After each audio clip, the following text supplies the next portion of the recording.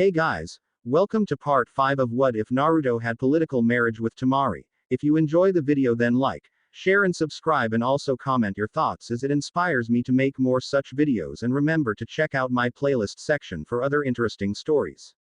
So let's get started. Chapter 33. The Chase. Sasuke and Tayuya quickly made their way to the meeting point. They weren't too worried about leaving a trail as they would have a pursuit team on them as soon as Konoha could mobilize one. So they moved through the night, only resting now and then to catch their breath and to check to make sure they weren't being followed. Soon after the sun rose was when they found themselves in a clearing in a forest. This the place? Sasuke asked, looking around the area. Should be, Tayuya said, looking around. That is if they're on fucking time. Geez, you have no faith in us or what? Came a voice from the trees. Three boys roughly Tayuya's age, all wearing similar clothing of the Sound Village, came into view. This is the rest of the team, Tayuya told Sasuke as she started to point them out to him. The big fat one over there is Jirobo, the one with all the arms is Kitamaru, the last one is Sakin. Sakin stepped forward as he had been the leader of the group, at least until now when he got the new orders from Orochimaru. The tall boy had worn a string of beads around his neck, looking at the boy in front of him. He still couldn't believe that Orochimaru was making this boy the new leader of the team. It kinda burned him inside, but he wouldn't go against Orochimaru's orders no matter what they were. Still, was this guy supposed to replace Kimimaro? He didn't see it, but he would follow orders, even if he didn't like them. Going against Orochimaru wasn't healthy and hardly anyone lived long enough to do it twice. Did you bring it? Tayuya asked impatiently. Of course we brought it, he said defensively. Good, then we can get started with bringing Sasuke's seal up to the next level while we go. Tayuya told him, seeing the interesting look in Sasuke's eyes. He had heard a bit of this, but Tayuya did have a bit of worry about this next step. The fact that the seal on them all killed 9 times out of 10, the odds were pretty much as bad for this next part. In fact, only a handful that had ever been through this made past this point. But she had a feeling that he might be able to do this. She didn't know why, but he wasn't as weak-willed as those in Konoha. It would take all his strong will in order to endure what was to come next. She knew exactly what he would face and she wouldn't wish it on anyone. When you're alone there in the dark, it was a constant struggle, like you were constantly drowning in darkness. It felt like you were dying constantly, and at any moment if you slipped, just once, you would really die. She had seen what happened to those that they pulled out that didn't make it. They were dried up. Their own bodies turned against them as the cursed seal seemed to make their own bodies eat themselves from the inside out. The Sound 4 brought out what they would need. It was a large wooden drum barrel with seal paper on it. This was a specially made device that Orochimaru used to help make the cursed seal grow in power. Sasuke looked at it, as Tayuya had explained in more detail on the trip here what was expected. He also knew the risks, but he would face them without feet. He hadn't come all this way to have his life end like this. He would pass this, gain more power and learn all he could from Orochimaru. Are you ready? Tayuya felt something she hadn't felt in a long time. She felt a bit of worry about what would happen to him, but she masked that. She wasn't sure why she was feeling like this. The boy was arrogant, cold, and yet they had shared a bed earlier. It had been pretty nice too, and she was wondering what had gotten into her. She never thought of boys before, so why was her mind seemed to be thinking about him lately? She didn't understand, but there was something about him that attracted her. Maybe it was the power he had or the potential of the power he could reach. Okay, sure, he was good looking, that she would admit to at least. Yes, I am, Sasuke said to her as he looked at her for a moment. He was unused to the feelings that he felt when he looked at her. All his life he felt mostly emptiness, hatred, anger and loss. But for some strange reason this foul-mouthed girl was different. She understood him. That was something that no one else could even come close to back in Konoha. She was a strong and capable female as well, unlike most other Konoha female ninja of about his age. Plus their night together was very interesting. There were obviously some possibilities with her. He watched as the lid was taken off and he knew this would be a great challenge for him. Taking a moment for himself, he entered it and tried to get comfortable, not that it was easy in such a cramped place. The lid slowly started to close as he looked up to see Tayuya's brown eyes looking at him. She didn't look worried, in fact he felt that she knew he would be able to do this. For whatever reason he smirked at her before the lid closed. It was then he was alone. There was oddly no light, no sound, no anything in here. It was like he had just entered into a void that he could just lose himself in. He snapped his mind back in focus. He had to stay focused. If he lost his concentration, he would never get out of this place.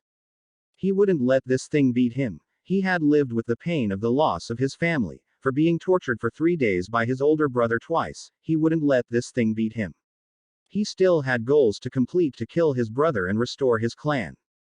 An image of Tayuya entered his mind and he felt that maybe he was closer to one of those goals now. On the outside they strapped the container to Jirobo's back. Why do I have to be the damn pack mule? Because you fucking look like one, Tayuya snapped at him. You know I hate it when you curse all the time, the large boy said to her. What's with you anyway? You seem more on edge than normal. On edge? Don't you mean more bitchy than normal? Sakin laughed out. Fuck you and your brother. Tayuya flipped him off for good measure. She really didn't get along with them, but they were her team. Actually, they had been a team for a while now, and it was hard for them to get along with each other. Sure, in battle they would put aside any differences and kill their enemies like a well-oiled machine, but they all grated on each other in various ways.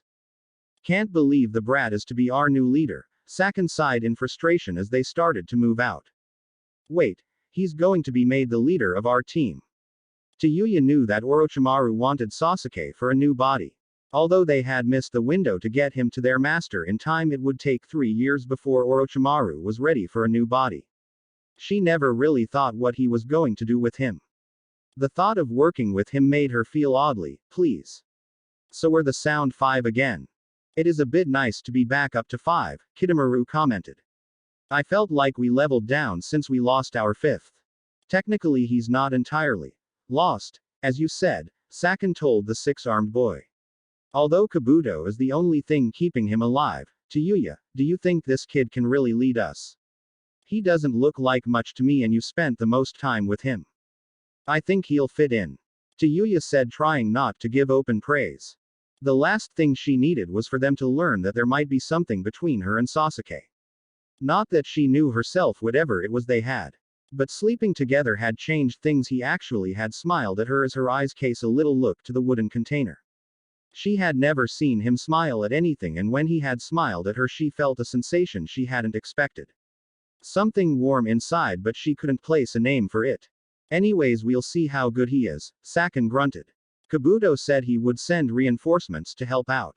Not sure what he meant by that, but Lord Orochimaru is not taking chances this time around. Konoha. By the same massive gates of Konoha, a retrieval team was set up. Given that many ninja were still out on missions and Konoha's forces were stretched thin, there weren't many that could go on this mission. Even the genin teams had been split up to make do with certain missions. That, and with the need of many jonins, many of them were out as well as chunins. Tsunade didn't like to send out so many young ones out. Sakura had wanted to go, but Tsunade forbade it. She was still not fully healed yet and this team would need speed. She knew the girl wanted to go and that was commendable, but as Hokage she had to make tough choices. But Sakura was going to see the team off at least. The young girl was adamant about that at least. Tsunade was looking over all those she could assemble for this team. She saw members of Team Guy, Tenten and Neji were there. Their sensei was on a mission and Lee was still under medical care. The young boy was still recovering from his surgery. It was amazing she had pulled it off, to tell the truth. It had been touch and go several times, but somehow she managed to save the young boy's ninja career. Some part of her wished she hadn't, knowing that the young boy might one day die in duty instead of living as a civilian. But she knew that Lee would most likely rather die than not be a ninja. As she understood things, Lee wasn't too pleased with not being on this mission. But he wouldn't be ready for missions until at least 2 more weeks. Hinata and Kiba were also here. Both were great trackers which would be essential for this mission, like with Neji. Shino was already out of the village at the moment with their sensei, as only 2 were needed for the mission they were on. Kakashi was here with Naruto and Temari, of course, as they had to go as they knew Sasuke the most. Maybe that was a downside too, given how close they were, but Tsunade needed able-bodied people for this. If the last Uchiha went rogue, it would be a great political embarrassment they couldn't afford. Plus he was one of their most promising genin. if Orochimaru got his hands on him, there was no telling what kind of weapon he would turn Sasuke into. There was one last addition to the force, and that had been with Anko. The special Jonin had been sought out to confirm that the girl described by Sakura was the same Anko had seen. It turns out not only had it been the same girl, but an Anbu had also knew the image as one of those that Orochimaru had used on his attack on the third Hokage. It was this reason that Tsunade had placed the woman on the team.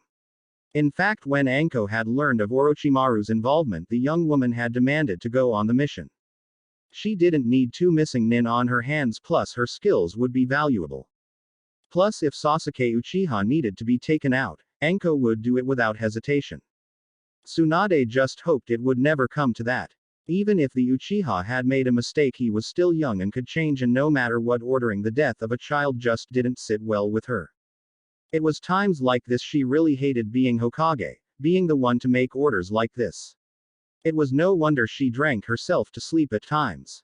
She wanted to be a healer, to save lives. Yes, she would fight and kill for her village, but ordering others to do it had never been something she could ever get used to doing. The entire team was now gathered around one of the massive gates that Sakura had seen Sasuke heading towards, so they had a good idea of his trail. Kiba was watching Akamaru sniff the ground for Sasuke's scent. It had been good weather, and any scent the young pup might be able to get would help in making sure they were on the right path. Naruto and Temari were gathered around with the others of their generation.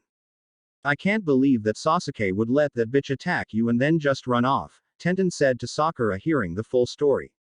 "How could he do something like that?" I don't know," Sakura told the older girl.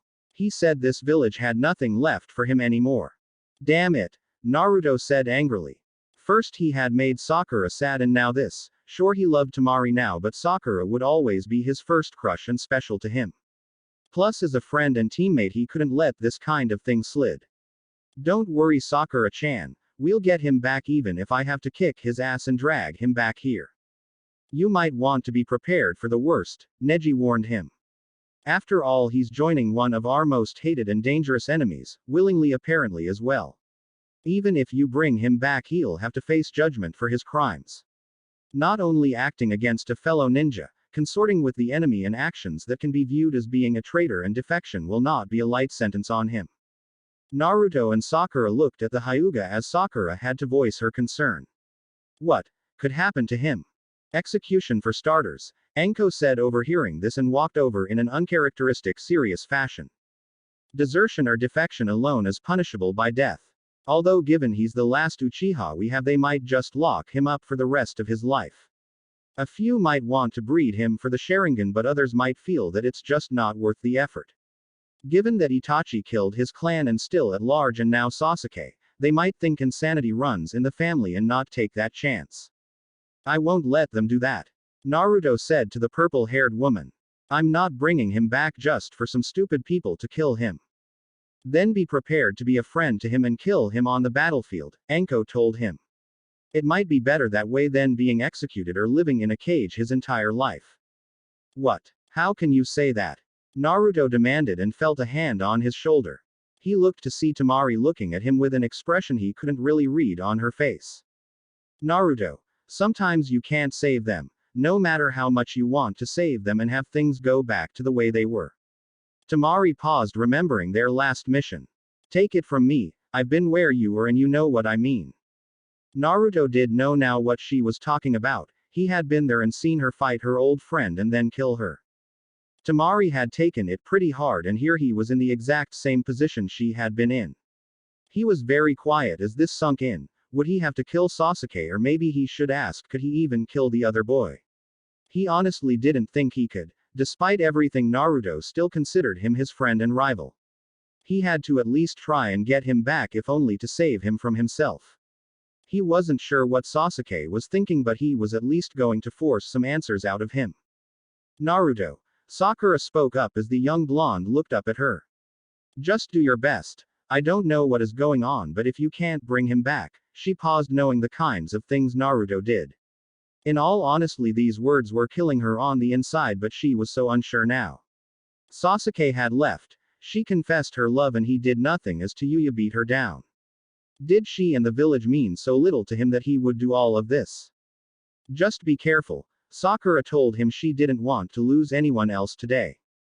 Naruto was at a loss. He would think that if anyone wanted Sasuke back more than him, it would be Sakura. He felt totally uncertain now. Was he the only one that wanted him back? Even if they did bring him back, Anko's words haunted him. Alright, let's get this started, Kakashi said, not wanting to waste any more time. The more time they took to get moving meant the more time it would give them to get away. They had to capture Sasuke before he left the country. They could in theory continue pursuit, but that ran risks. If they entered into another country with a shinobi force, then they would be forced to deal with that group, making it harder to capture Sasuke. Also, it could also lead into a diplomatic incident to have a group this large enter into another country. That was why only 4-man cells went in at a time. It prevented the idea that another country was invading. It was an unspoken rule between the shinobi nations, that's why you found that number of people in a cell. But the worst that could happen is if they entered the territory of the Sound Village. They would have already be at war with them if they could, but they were too busy keeping the village afloat and repairing the damage of the failed invasion. It would be certain that if they entered enemy territory, it would be impossible to get out without a lot of losses. Sound would be on the lookout for them in case they gave chase, so they had to hurry and catch them before they left the country. Kiba, I want you up front, Kakashi said to the boy whose nose was just a bit better than Kakashi's own. Hinata, Neji, you two will be on the left and right of him. You two will watch the sides for attack. I'll be up front as well. Tenten, Naruto and Temari will be the center, and Anko, I need you protecting our rear. Anko nodded, seeing the plan he was making. It was a pretty good formation. Kiba could track and warn of anything up ahead. The two Hyuga would be able to see if someone was about to attack anywhere, especially on the sides. Kakashi up front meant they had the leadership and firepower of a Jonin if they needed to assault an enemy head-on. The others would make up the grunt work of the core, while she was to guard them from a rear attack and give orders if the front got separated from the rest of them. It was a nice setup, although she was wondering about those Sound Ninja. They seemed to be more elites despite their young age, of Orochimaru. That meant they could expect some nasty surprises, and she wanted to be ready for them. The team headed out at a dead run. They had a lot of ground to cover and they couldn't let the enemy get too far ahead. Sakura watched them leave, wanting to go with them. She hated feeling weak and being left behind. She didn't want to be the one to be left behind anymore. She wanted to be the one that went out there to help the team and be useful. But only one day of training didn't mean she was ready.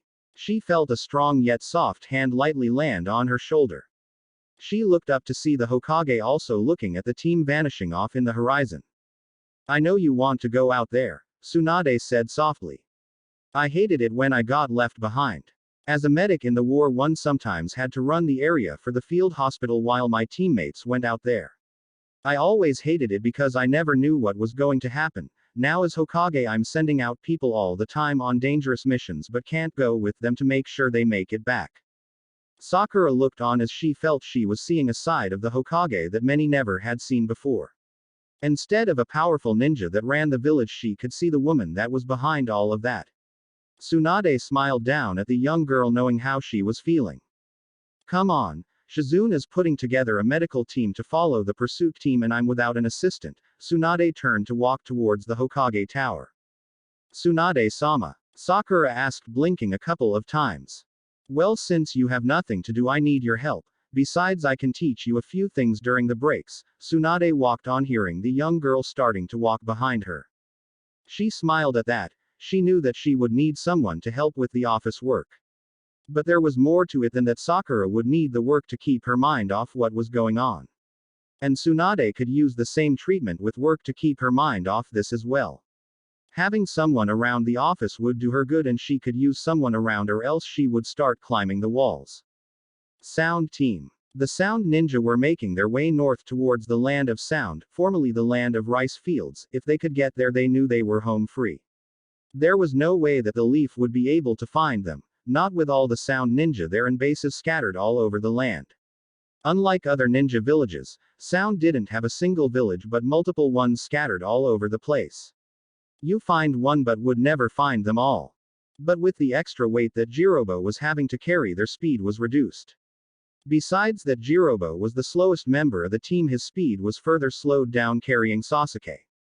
They also had to be careful. If container fell and broke open or if Sasuke was pulled out prematurely, well they weren't sure what would happen.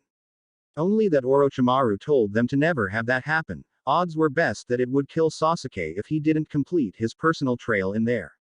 This wasn't good as this would give time for any pursuit team to catch up to them. Where the hell are we going? Tayuya asked, hoping for some kind of plan. We're going to head the quickest say home, Sakin told her as they continued to go on. We'll pass a field and we're going straight through the Valley of the End. Valley of the what? Jirobo asked. He never really was one for history. He was a fighter, not a historian, and honestly he wasn't from fire originally, so why should he care about the history of others if he didn't care about history in general? It's this place where some big battle happened between an Uchiha and one of the Hokages. I forget which one, but it's some kind of big deal. There are supposed to be these two large statues placed there. What's the fucking point of that? Tayuya knew the Leaf were strange, but putting statues in the middle of nowhere. Does anyone actually go there or anything? Anything in the area like a small settlement we should worry about? No, it's just two really big statues that were placed there. Maybe people visit now and then, but the area is pretty much uninhabited. Tayuya said nothing for a bit as she thought about that. That's crazy. Why go through all the trouble? I mean, just how big are the statues anyway?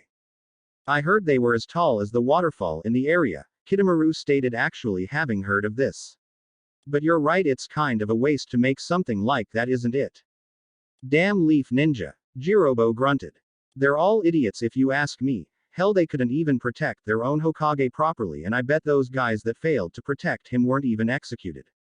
You can be sure that if we messed up that badly we wouldn't live long after it. Kitamaru laughed in grim humor. Yeah, how is that for job motivation? Anyways, Sakin said, getting back to the matter at hand. We're going this route because it's on the border. We can cross it quickly and easier if we go through there. So let's just try and pick up the pace a bit. They were going for an hour before they needed to take a break to rest up for the next leg of the trip. They looked at the sun to gauge how much time had passed and mentally calculated how much travel they had roughly taken. It didn't look good, not with how slow things had gotten now. If they didn't need to get Sasuke ready, they would have made twice the distance, and everyone knew it. Damn, it's only a matter of time before they catch up, Tayuya angrily said, looking to the south, knowing they could get overrun within the next hour, too, if the Leaf were slow to respond. We're going to need someone to slow them down, Sakin stated, taking the situation into account. Jirobo, I want you to slow them down. Fine with me, the large boy said as he stretched out. I was getting tired of carrying that thing anyway. So am I to take them down or just delay them? I say take as many as you can down, Kitamaru grinned. That will slow them down. They wouldn't leave behind their comrades if they were wounded. You know how weak they are in that regard. But if you can take them all down, then go for it and catch up. Then it's decided then, said Sakin. So who carries the damn box? Kitamaru asked and then looked as everyone was looking at him. Me and my big mouth. Hey, how about a game of rock, paper, scissors? Fuck no. You cheat at that all the time, Tayuya said to him. Now carry the thing already. As the sound team split up, Jirobo stayed behind and got ready. He wasn't sure what would come their way, but if they were following their trail they would come right to this area. He got up in the trees and got ready to deal with whatever the Leaf would send. Even if he died he didn't care. If he failed he was a dead man anyway, as failure was not tolerated in the Sound Village. They were a small village, so they couldn't afford to lose, and neither could he. He would either complete his mission and survive or die, and it was better to die in battle than whatever Orochimaru would do. There were worse fates than death. The sound team that had been used for sacrifices to being back the dead Hokages was proof of that. He grinned as he remembered Kitamaru's words. Job motivation indeed. Chapter 34. Confrontations. Temari looked over at Naruto as they made their way through the forest they were currently in. Kiba had a scent and was leading the team as they were pushing themselves to catch up.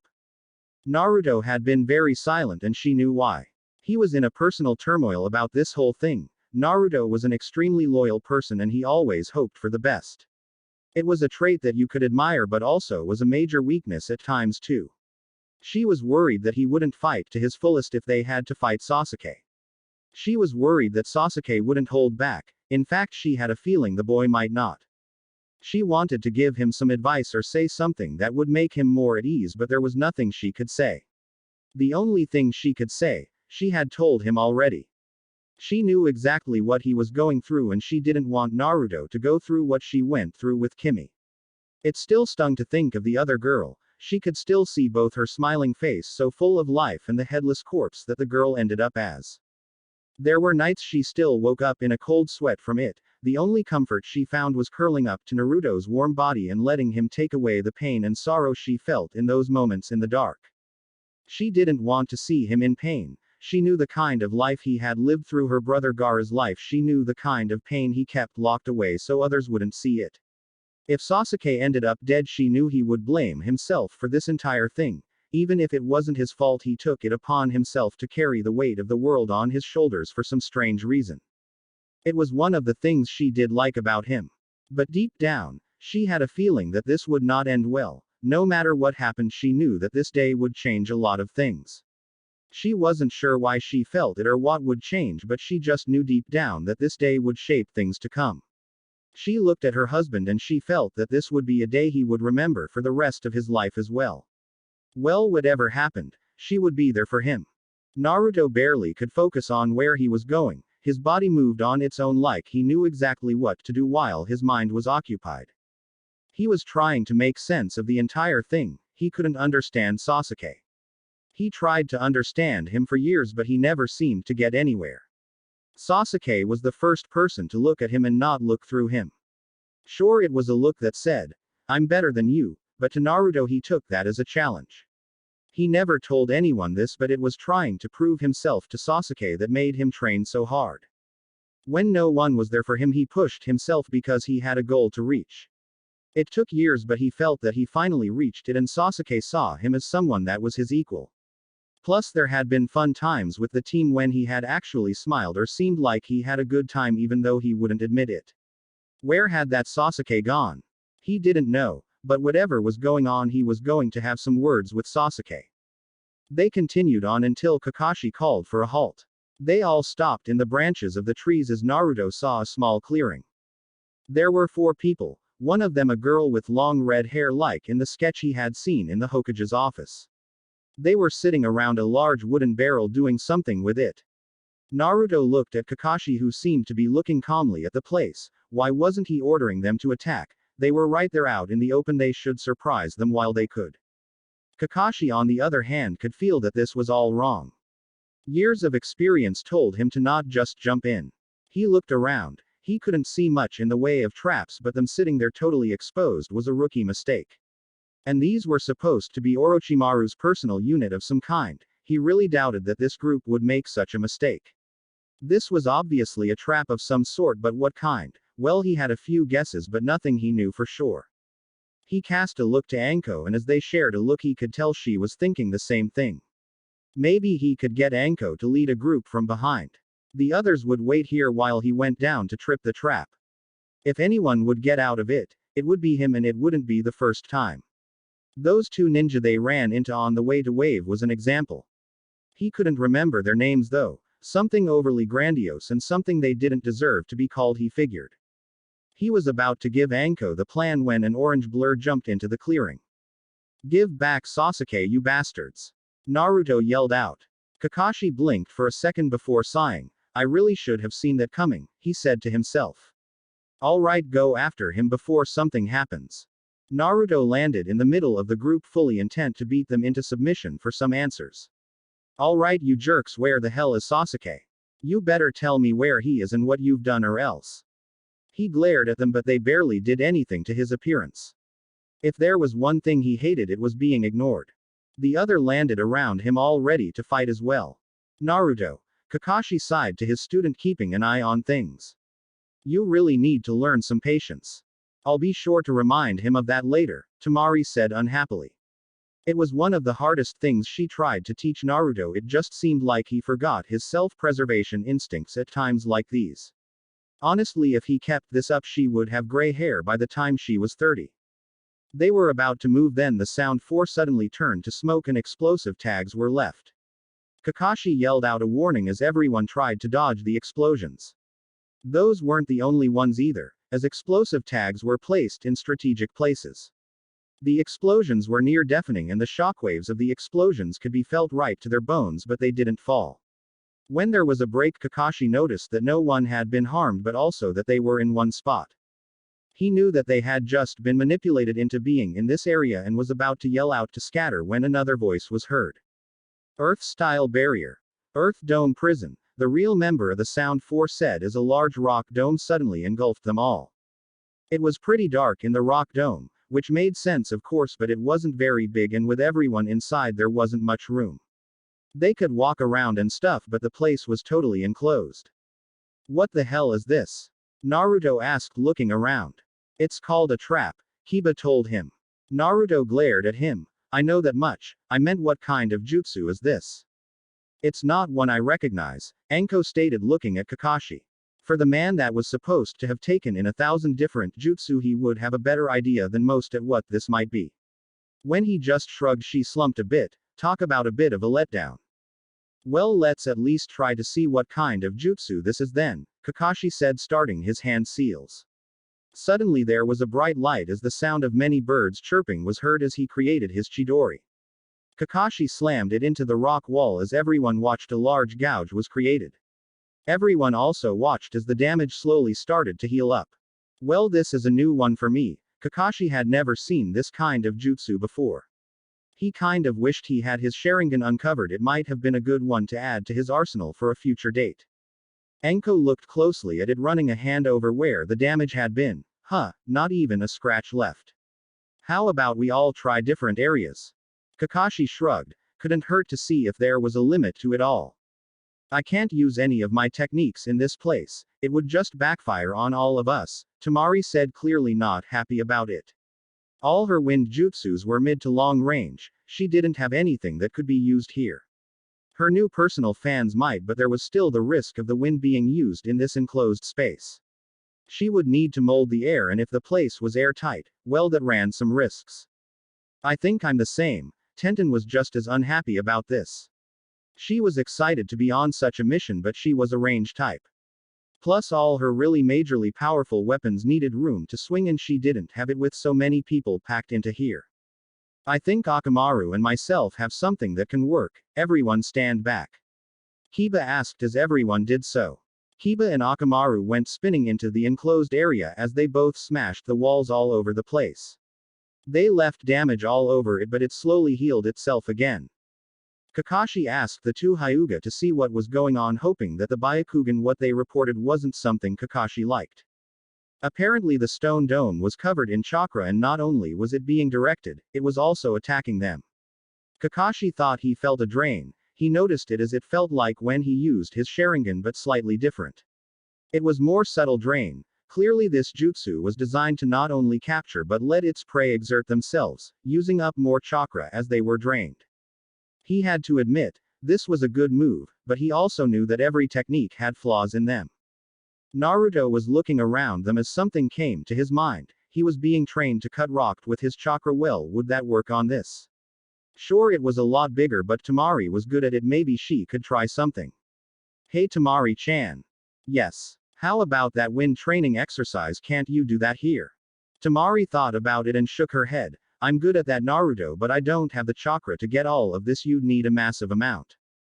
Well, why can't I help you? Naruto asked her as everyone looked at him. Remember in the forest when I helped you with your fan? Temari's eyes widened as she remembered that. How could she had forgotten that? With her control and his chakra they could do it. All that wind chakra would cut this place to shreds. There was no way this guy would be able to heal from all that extensive damage in time. It might work. Temari explained what happened with Naruto in their last mission to those that hadn't been there. Even if you can't break it all, it would weaken it enough for us to smash through, Anko said, impressed by this idea. She could see why Kakashi often said that Naruto came up with surprising ideas. At any rate, this guy is delaying us, and you can bet the more time we waste here, the further the others are getting away, I bet. So someone will have to stay behind and fight while the others go on. Kakashi surmised what she was getting at. Yep. Anko grinned. Well, I might as well do it. I can take him out and catch up the most easily out of everyone here, as Kakashi has to lead the team. Kakashi thought of asking if she was sure but knew that she might take his head off for even insinuating she might not be able to do this. Plus she had a point. Besides himself she was the most experienced one here and she had been trained by Orochimaru like the others might have been. He looked to Naruto and Temari and told them to try it. Naruto, given that he would put all his chakra into this, placed his hands onto the cold stones. Temari came up behind him as she laid her own hands over his. Both closed their eyes as they started with a breathing exercise to help get into sync with the other. They hadn't trained for something like this, but if it worked before it might work again. Naruto tried to slowly put his chakra out. It was hard for him to tell as he had so much. He had never had an accurate account of how much chakra he put into techniques at first. He did his best knowing that the more he put out would be harder on Temari, so he just focused on slowly leaking it out. He felt her hands warm as she tried to mold it just right along with him. Temari could start to feel Naruto's chakra. Once again it was shocking to feel this much come out of someone. It was like there was a whole lake of chakra behind Naruto. She tried to focus on the chakra. It felt like trying to control a stream of fast-moving water. She took a breath to calm herself as she felt her hands on his. She let go of everything else, where they were, the trouble they were in, everything except for this moment. This moment was the only thing that existed as she concentrated, and slowly she felt the chakra change. Jirobo had been pressing against the rock walls since the technique started. He had to do, else the entire thing would collapse. He could feel the chakra draining out of the team. It would take some time with them, but time was on his side, and the longer this took the further the others could get away. He was still surprised the loud blonde one had just jumped right into the ambush. He had set up a few other tricks to get them into it, but it turned out he had overplanned. Oh well, good for him at least. He felt them trying to get out but just smirked. They had no chance against this technique of his. The only weakness was that he was defenseless in this position, but it wasn't like there wasn't anyone else to worry about, so he was perfectly safe. Then he felt something else. Chakra was being put into the rocks for some reason. Well, whatever, he would just take that as well, and he did start to. But the power just seemed to slowly increase and tried to encompass the entire dome. He wouldn't allow that and tried to drain more of it. But the more he drained, the more that seemed to be show up. He could only absorb so much at any one time, and the dome wasn't being damaged yet, so he couldn't bleed it off to help fix anything. He felt like he was in a tug of war and was slowly losing. Then suddenly the chakra changed. It was this unrefined powerhouse and suddenly turned into this sharp feeling like tiny razor blades were pressed up against his palms. And like a sudden hurricane wind it happened. The chakra suddenly seemed to attack all over the dome. He pulled back his hands in a surprise cry of pain and anger. He looked at his palms to see many small cuts on them. What the hell was that? Jirobo asked himself and realized he needed to get to the rock wall again before they tried to break out. But it was too late for that, as the rock dome was suddenly smashed outward as everyone jumped out of it. Jirobo couldn't believe that they had found a way to get out of his jutsu. How had they done it? What was that chakra he felt when his hands had been cut like that? All right, everyone go, Anko said to everyone looking at the large boy in front of her. She grinned at him as she took out a kunai. I'll deal with the fat boy, here you go and catch up.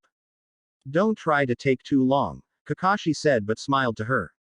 I know you like to play with your prey, but we're on the clock. Anko sighed in annoyance. Yeah, just go and I'll catch up as soon as I can. She gave them a shooing motion with her free hand, not taking her eyes of the enemy in front of her. Even if the boy was young, she wouldn't take him lightly. The others went off, leaving the special Jonin alone with the other boy. Jirobo had considered doing something to slow them down, but the woman in front of her seemed to think that she could take him.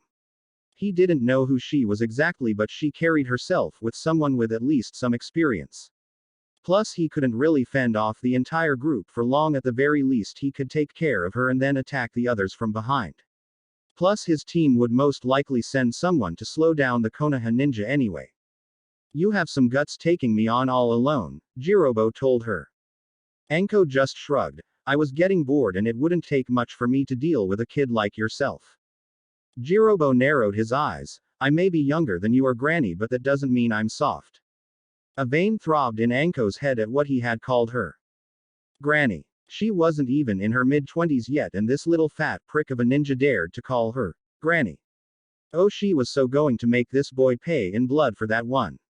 She threw her kunai out towards him as she ran forward, reaching into her pockets. One of the reasons she loved her coat was that she could put all kinds of fun things in it. There were hidden pockets all over the place, some even sealed up on the inside, letting her carry far more items than normally she could. She knew he would dodge but threw out small orbs at him. He didn't have enough time to dodge as the smoke bombs blew up, making large clouds of dark smoke. She jumped high and in a sailing arc over him threw out a large number of shurikens. These she wasn't really aiming for him, just the general area as they had metal wires on them. Holding the wires in her hand, she quickly placed the ends in her mouth as she quickly went through the hand seals. She used the fire dragon technique, a move that was similar to the usual fireball, only this traveled along the wires, making it look like a dragon in appearance. As she finished, she took a breath, molding the chakra in her lungs, feeling the heat building up as she spit out the fire. The roaring flames came out quickly as they went into the smoke. She dropped the wires as soon as the jutsu was finished. No sense in burning her lips on hot wires as her mouth wouldn't be protected by chakra after the technique was finished. When the smoke cleared, she was a bit surprised to see a large rock-formed box. Huh, nice block but not exactly good for moving around, Anko said, not sure if he could hear in there and not really caring. She pulled out another kunai with one hand and an explosive tag with the other. She wrapped up the tab onto the handle and threw it towards the rock. She brought up the arm of her coat to protect her eyes as the weapon exploded. If he was in there, he wouldn't be happy. He might have survived the explosion, but the concussive force would play hell on the body. She scanned the large hole, but there was nothing inside of it. There was no way he could have made a substitution in that kind of condition. You needed a clear line of sight mostly for that, plus there was no log or anything inside of it. Wait, there was something hidden at the bottom. It was slightly covered by destroyed rocks, but as got closer she saw a large hole in the ground, one she hadn't made. Her eyes widened as she then tried to quickly get away, knowing what he had done, but it was too late. Jirobo burst out of the ground behind her as his large arms wrapped around her chest. Her arms were pinned to her sides as the boy started to try and crush her with his massive arms. She had to admit he was strong for his age. For an old hag like yourself, that wasn't too bad of a combo, Jirobo said to her as he tried to crush her body. Too bad for you, I'm smarter than that. TCH, you think you won simply because of this? Don't make me laugh, fat boy, Anko told him, trying to see what she could do. Well then, let me show you something else then. Jirobo wanted to punish this woman and he was going to break her in half to do it. He called on the powers of the curse seal as the power started to flow through him as the black markings started to show up over his body.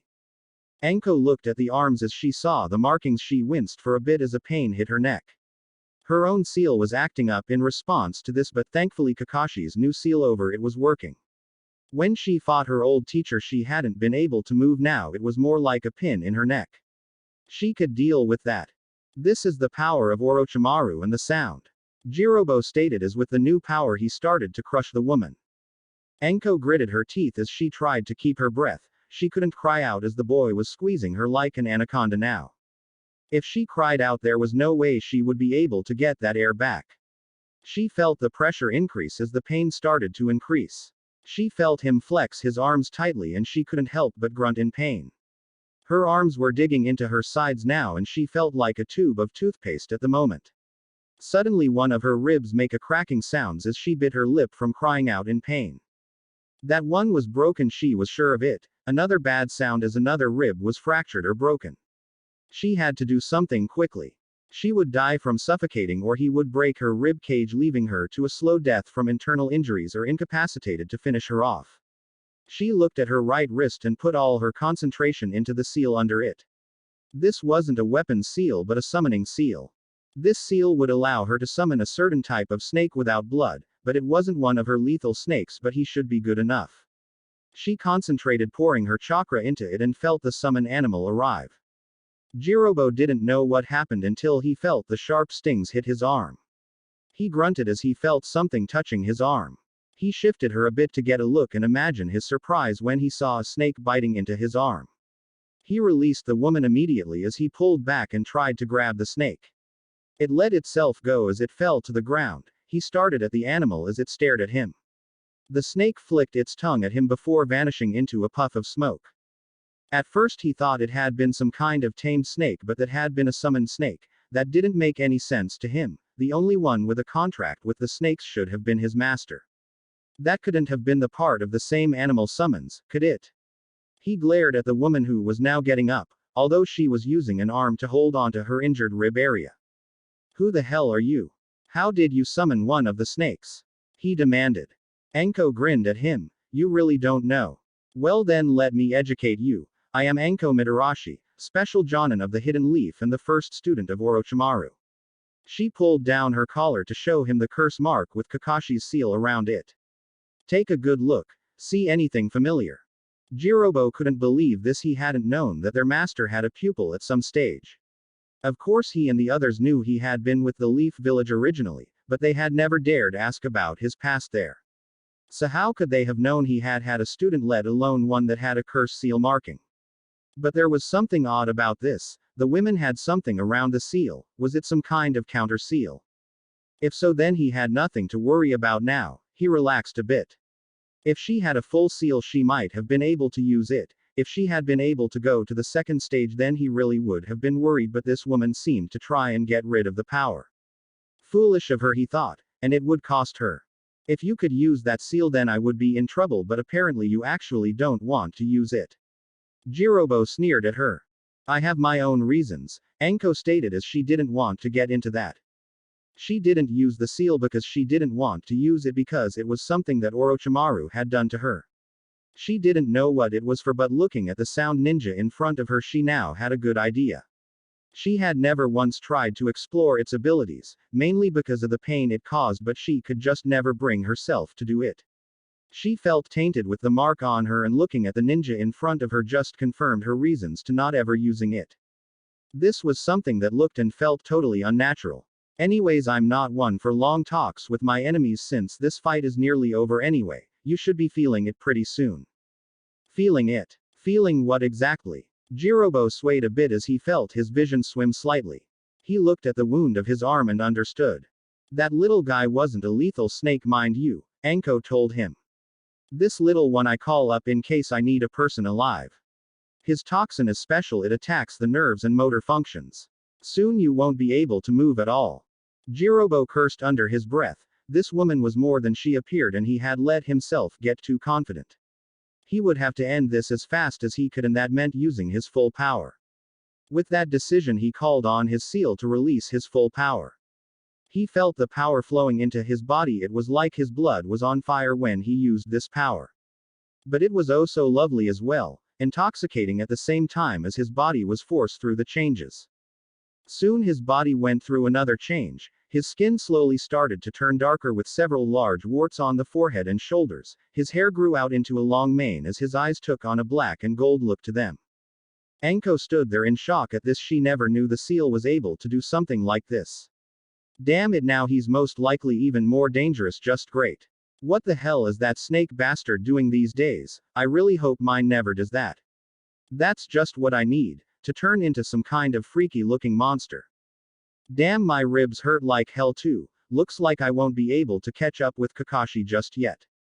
I just know I'll hear about me being injured by some fat kid later on from him. She mentally scowled at that.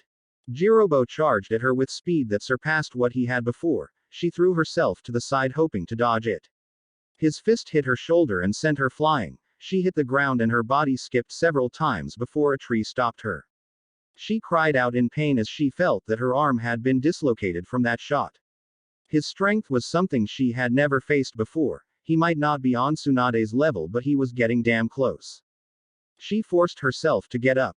Letting him get close was way out of the question, and with her arm like this, she couldn't use hand seals. She would have to wait him out and hope that this form wouldn't nullify the toxin in his body. She got up on her legs, even if they were a little shaky, but she willed her body to move. She jumped out of the way as the large boy slammed a fist into the tree where she had been against. The tree snapped in half from his punch. She reached into her pockets and decided to play a bit dirty now. She threw 2 more small smoke bombs, which he just charged through them. The sound ninja looked around to see her in a tree branch now. You think that will save you? If you do, then you really are an idiot. he went through several hand seals as large rocks erupted out of the earth around Anko's area. Some of them were taller than trees as some smashed through the forest floor. Anko had to jump to avoid the same fate as her branch as it was shattered. If one of those had hit her legs, she wouldn't be walking. She threw one of the other small smoke bombs again, and Jirobo was getting very fed up with this.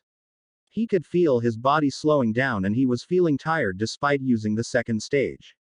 He would just charge through the smoke, not letting it to slow him down anymore. He rushed through the smoke and this time he would finish her off. But as soon as he hit the smoke cloud, he screamed in pain as his hands went to his eyes, not only that he felt like sandpaper was being rubbed over his skin. That wasn't a smoke bomb exactly, Anko said, smirking as she sat on another branch. That also held a bunch of crushed glass. You bitch. Jirobo roared as his eyes hurt like hell.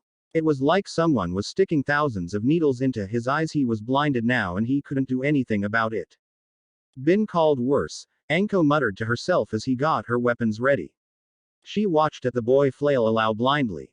She got several kunai with the highest explosive tags that she had on her put onto the handles.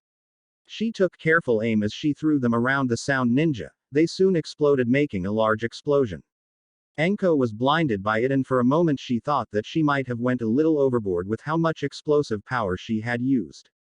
She landed on the ground as the dust started to settle. She was amazed that the ninja's body was intact.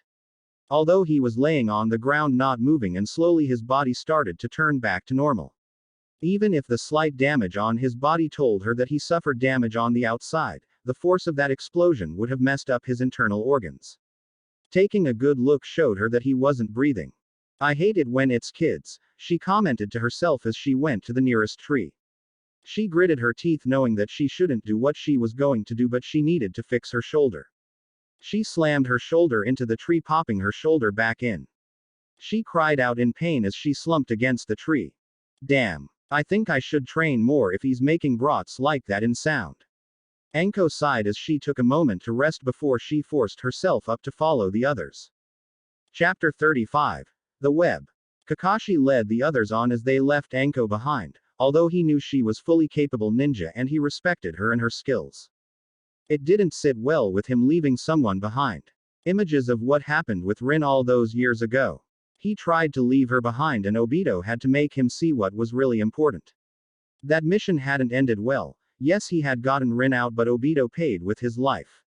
It was something that still haunted him to this day, and to his dying breath, most likely, as the eye in his head was an ever-constant reminder of that day.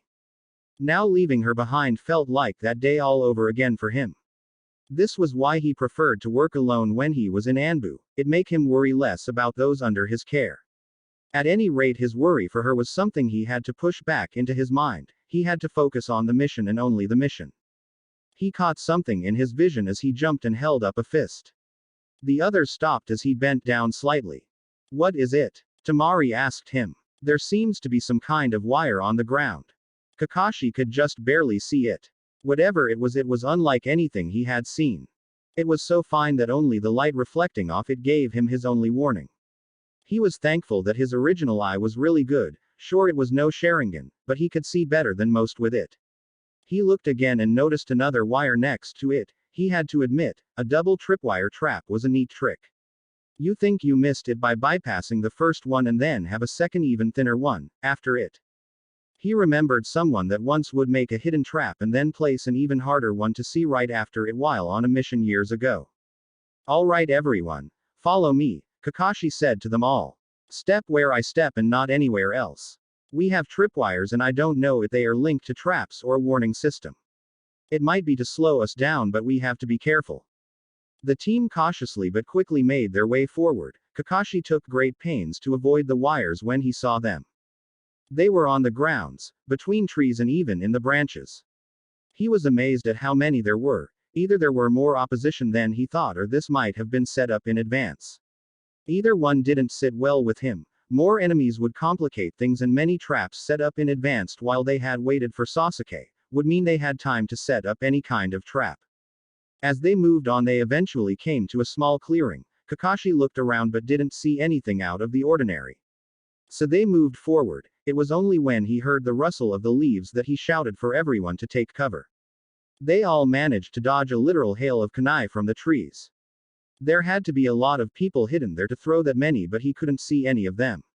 More and more of the deadly little knives rained down on them. Where the hell are they coming from? Kiba shouted out, trying to get to the trees for cover. But every time he did, more would come at him, blocking his way. Neji and Hinata were busy dodging and trying to scan, but so far they couldn't see anything just yet. Damn it! Come out here and fight! Naruto shouted out to whoever was doing this. They didn't have the time to play around like this. The more they stayed here, the longer Sasuke was getting away. Up there! Neji yelled out as a sound ninja with 4 limbs came down from the branches. I got him! Kiba yelled out, jumping at the boy. Kidomaru smirked as the boy and his dog were falling into his trap. He opened his mouth as a large amount of webbing came out, and suddenly a giant web came flying at Kiba. Kiba had no way to dodge as he and Akamaru were engulfed by it. The webbing attached him to a tree, and no matter how much he struggled, he couldn't break the webbing. Hinata ran to him, but when she stepped on a prepared web wire, it released a web trap this time around. Kidomaru was webbing everyone up as quickly as he could. Although he was outnumbered, it was something he was used to. Plus, it wasn't like they could escape his webbing. They would soon learn why when they tried. Wind blade! Temari yelled out as she swept her fan at the enemy. Kidomaru barely managed to dodge the attack. He hadn't counted on a wind user. The webbing was a mixture of chakra, and that's what made it so strong. But a precise attack like that might be able to cut it. He would have to deal with her first. You're going to need to level up a lot more than that to beat me, he told the wind, Kunoichi disappearing back into the trees. Damn it, where did he go? Naruto asked, looking around. Kakashi looked to Tenten. Cut the others free while we have a break. Tenten nodded as she jumped to Hinata, who was closest. She pulled out a kunai, but when she tried to cut the webbing, it wouldn't go through the material. She didn't understand. It shouldn't be that strong, so she tried another on. When that didn't work, she pulled out a short sword she had sealed in a scroll. It was one of her sharpest of swords, but even that didn't work. I can't cut through it. Tenten yelled to the Jonin leader, whatever this crap is, it's resistant to being cut. Don't let him catch you in that, Kakashi warned as the sound ninja kept throwing webs at everyone. Kakashi was trying to come up with a plan for attack. The boy was a distance fighter, but if you got up close, that webbing would be a major problem. Temari, try to get rid of the branches, I want him on the ground.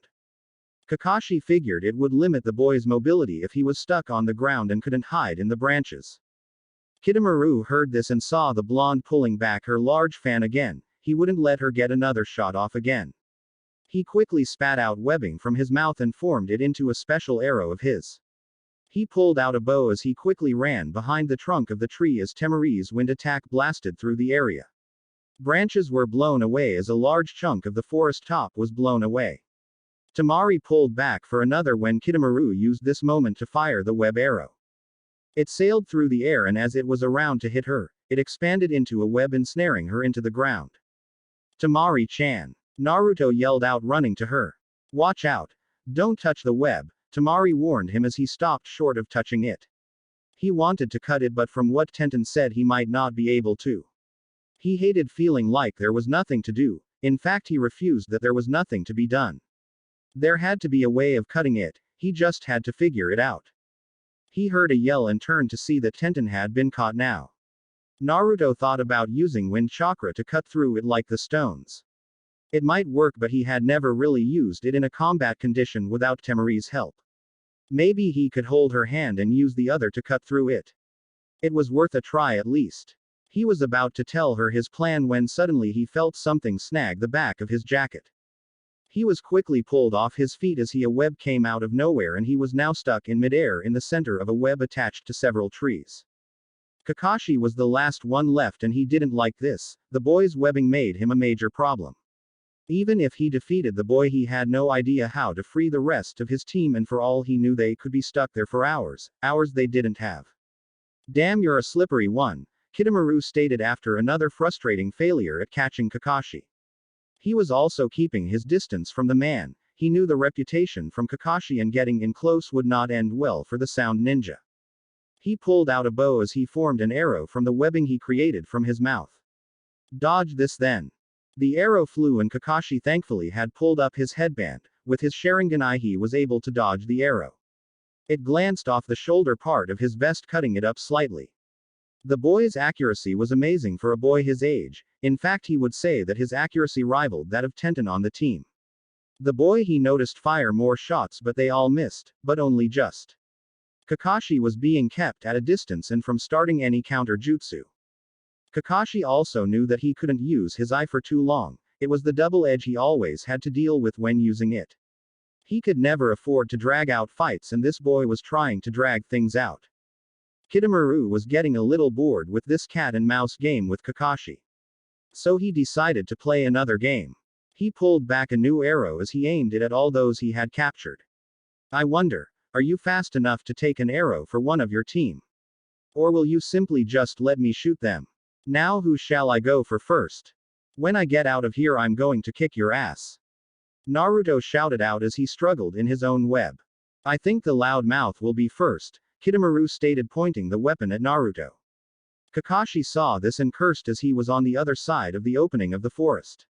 If he ran as fast as he could, he might not make it in time to do anything, and even then, he didn't know what he could do. Maybe deflect the arrow's path, that might work, so he ran as fast as he could, holding out a kunai.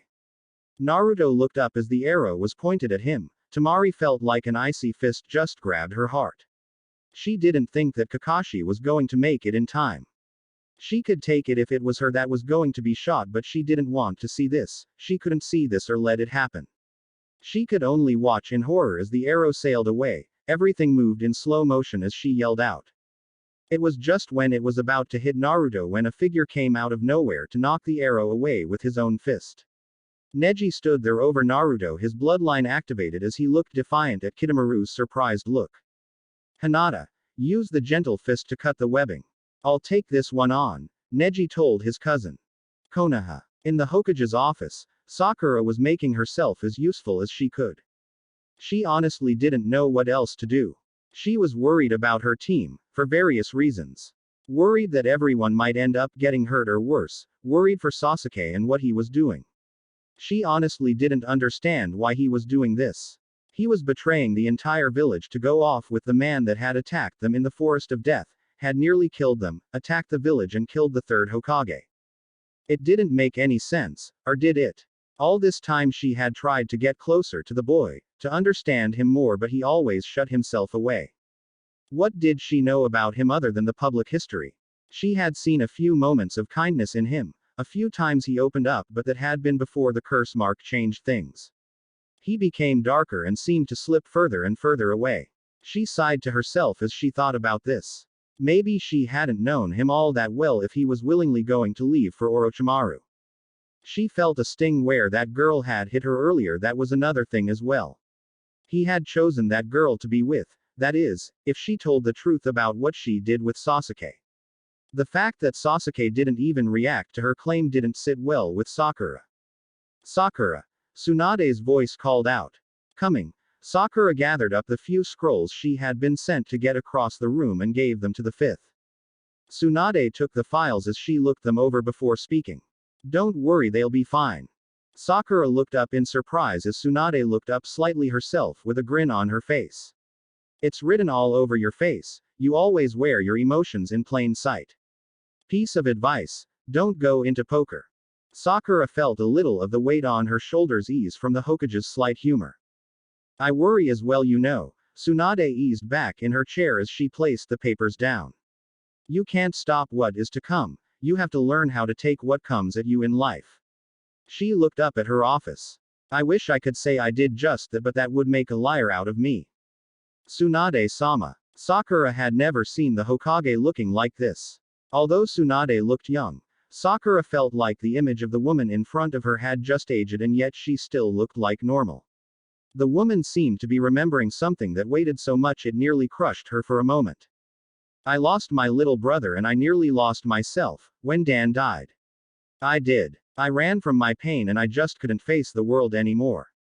Tsunade then smiled. Amazing how some loud-mouthed little brat of a genin could get me to face it all and to have the strength to fight again. Sakura smiled herself. Naruto is unique. That made Tsunade laugh. That's putting it gently. But that's why I believe in them, and so should you. He had a way of beating the odds. Before they could say more, there was a knock on the door. Tsunade told them to enter as a Chunin entered the room. Tsunade-sama, Shizune's medical team just left to help the retrieval team as support. Tsunade nodded. Good, you can leave now. Tsunade sighed when the Chunin left. It was good that Shizune got her medical team set up so quickly. Now she just hoped that her apprentice could get there in time if Kakashi's team needed any medical help. It was too bad that they couldn't organize it sooner, but time wasn't on their side, it still wasn't. She hated waiting. She was not a patient person and it got on her nerves waiting around. She stood up suddenly. If she was stuck waiting around, she would at least get something productive done. Come with me, Sakura. Where are we going? The young girl asked. Training, Tsunade said simply. We might as well get in some training while we wait. She saw the girl's nervous look. Don't worry, it's not physical training today, that will be tomorrow. Today is basic medical knowledge. Retrieval team. Hinata was finishing cutting through the webbing of the last member of the team as Neji was facing the sound ninja. She wished she had thought of it, to use the gentle fist to cut the webbing. Using her eyes, she could see the chakra inside of the webbing, and her clan's style of combat would be the perfect counter for this. Her hands in the shape of a knife cut through the webbing as the chakra in her hand was formed to cut through the chakra in the webbing, it cut through it effortlessly. Thanks, Kiba told her with a small smile as he got up. Hinata nodded her head as they went to the others. Kakashi had time to think, but only for a moment. They could all rush this ninja, but he was a slippery one. Plus he was using delaying tactics as well, something they couldn't afford to do at all. Which meant they would have to split up again. He knew that Anko would be coming, so if the team could hold out until she got here, then it wouldn't be so bad. The webbing was another issue. Only the Hyuga could cut it, which meant only Hinata or Neji would have to be behind, and he might need one of them for later. Given the experience of this ninja, it would have to be Neji. Hinata was at the moment no match for him, and he needed to ensure whoever was left behind had the odds to survive. Neji, I want you to deal with him while we go on. Kakashi told him. What? We can kick his ass, Kakashi-sensei, Naruto said to the Jonin leader. He's right, Naruto, Temari told him. This guy is just trying to delay us, and he'll just keep webbing members up, making Hinata and Neji take time out to free them, and then we have to dodge. It was all a cat and mouse game, and she knew it. She could use her fan to blast the area, but using such high-level moves too many times would leave her drained, and they still had who knew how many more ahead of them. Plus there was no telling what other surprises he had. I'll stay with him, Tenten said to everyone's surprise. Neji is a short-range fighter and I can attack at long range. Plus we've trained together enough to work well as a team. Kakashi nodded his head. It made sense, and they were Guy's students. Knowing the kind of training he put himself through and Lee, there was no telling what those two had been through. He would have liked to leave Temari as well, but he might need her for later. He had a feeling that they would only get to the stronger opponents as they moved on, and she would be needed. Alright, you two say and fight him. Help should be coming, and catch up when you can, Kakashi told them. Everyone, move out, he ordered as they made a break for it. Kitamaru saw this from his hiding spot as he pulled an arrow back in his bow. He didn't like the fact they were splitting up, but he could at least try to take one of the out. He aimed for the blonde girl with the fan. She might be trouble later on. He let the arrow go, but he hadn't counted on one thing. That was Tenten's deadly accuracy with Neji's warning. Neji saw the arrow and quickly told Tenten. In under a second the weapons expert's eyes were already tracking the arrow. She didn't need any longer. Her hand threw out a kunai naturally in almost a blur as the small weapon sailed through the air. Kitamaru smirked. No one was that good. Sure, he was that accurate, but no one else matched him. To his surprise, the kunai not only hit the arrow but knocked it slightly off course. The arrow just went over Temari's head, who looked back in shock as she felt something brush against her hair. You owe me one, Tenten shouted to the former sand ninja. It felt kind of good to get one up on her. Sure, she had forgiven the girl for her lose in the Chunin exams, but still. There was some perverse sense of pleasure in Tenten that Temari owed now. Tenten looked to the trees as it was just her and Neji now. Well, here we are. Neji nodded. I'll point him out. And I take him out, Tenten smirked. I have just the thing I've been saving. She pulled out a scroll as Neji knew it was one of her many weapon scrolls she kept on her person. She unsealed her choice of weapons and he was surprised to see a bow with a quiver of arrows. I didn't know you had those, Neji said to her surprised as he scanned the area. There's a lot you don't know, she smirked arming herself. I got this after the exams, I figured I needed to round out my weapons more and got a bunch of special arrows as well. Neji lifted a single eyebrow at the word, special, knowing her it might be something very nasty for the enemy. Kitamaru had to admit, he was impressed with the girl. No one had done something like that to him, ever. To do that to one of his arrows, he was intrigued, but his girl, the boy less so, but she was obviously at a good level. This game might have just increased in difficulty for him. 4 o'clock, 63 degrees up. Neji said. Tenten didn't miss a beat as she took aim and fired. Kitamaru saw the arrow coming. He moved as fast as he could. He felt the arrow grave his cheek and swore. That was way too close, it had nearly been game over for him right there. Against Neji would give out his location and Tenten would fire her own arrow. Kitamaru figured it was time to change the game up a little. He called up some chakra for his summoning creature. He had sided with the spiders of course, and a large spider creature was called. The spider was huge, easy, its body was 7 feet long and that didn't even count the legs as it took a spot in the branches. I don't like the looks of this, Tenten said looking up at the huge animal with disgust. I really hate spiders. Suddenly the spider spawned a literal army of smaller ones, each one carrying a web line on itself as they descended en masse towards them. Oh crap, Tenten muttered as she pulled her scroll again. This time she unsealed a large number of shurikens. She easily held the deadly little things between all her fingers as she quickly tried to judge the right angle for attack. Neji was ready as well, although he would have to wait for them to get closer. Tenten threw her weapons, each one hitting a spider dead center. She cleared a safe area for herself knowing that Neji would be able to handle himself and she didn't want to get in his way. She saw his arms moving with blinding speed, attacking all the little things that came too close to his area of attack. That was a good opening move, Kitamaru said as he slowly lowered himself. But how long can you keep this up? I doubt she has a limitless supply of weapons and sooner or later you'll both start to miss. Tenten and Neji knew that. They looked at each other as they silently needed a plan. Tenten's eyes went quickly to the large spider as she nodded at him. He looked at Kitamaru and he too nodded. They had perfect teamwork as they had trained with each other for nearly 2 years now. Tenten took out a special kunai with a paper bomb wrapped around it. Neji noticed the different color on it and got ready. Tenten threw the kunai straight up and closed her eyes, as did Neji. It was a risk but one they needed. The bomb exploded in a bright light as the paper flash bomb went off. Kitamaru hadn't known what the girl was doing and now he was blinded. Tenten jumped onto a tree as she quickly unsealed a large battle axe. It would slow her down but she needed the extra weight. When she reached the highest point she jumped off and in a backflip was now landing on top of the spider. The blinded creature heard the girl but didn't know the danger until it was too late. Tenten's axe smashed into its head. It gave a gurgled sound as it fell from the trees. It landed with a large crash into the floor below, blood seeping from the mortal wound. Neji rushed at Kitamaru and managed to hit him with several dozen good hits from his gentle fist. Kitamaru cried out as he landed on the ground. Neji stood in front of the boy as Tenten landed beside him. Nice one, Tenten smiled. Neji, however, was still tense. Something was wrong as Kitamaru started to get up. It wasn't possible. He had made sure those were mortal hits.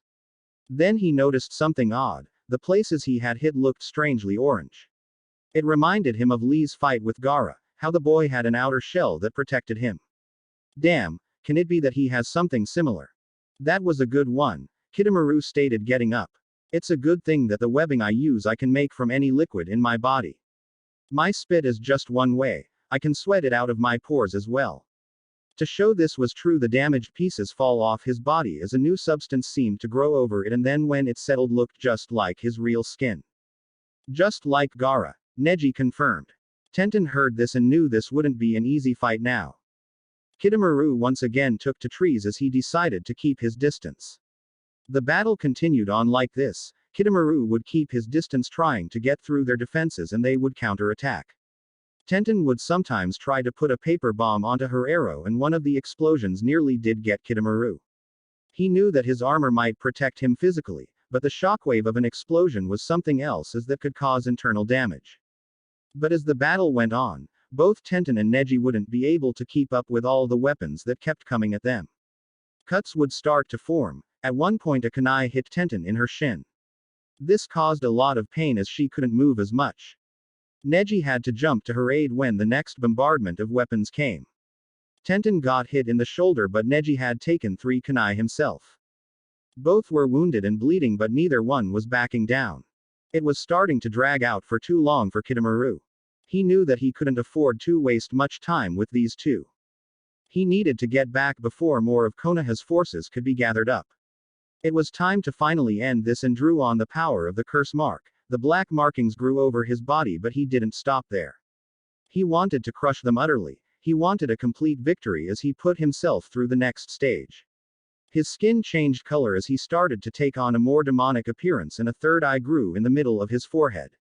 This new eye allowed him to increase his accuracy and now he would see just how good these two were. Neji caught this new arrow weapon and was only just able to dodge it as it cut along his arm. He hissed out as a large gash was formed. Neji, are you okay? Tenten asked seeing the weapon and now his arm covering itself in blood. I'm fine, he told her. Although he could still use the arm that had been a surprise to him, he wouldn't be caught off guard like that again. Kitamaru cursed. He really didn't like how that boy could see all his attacks coming. The girl on the other hand, she couldn't. A grin slowly spread across his face as he took aim. She was now too far for the boy to stop the arrow and she was slowed down with that leg wound. She couldn't be fast enough to dodge or get out of way. Tenten saw the arrow coming at her and with only one arrow left herself.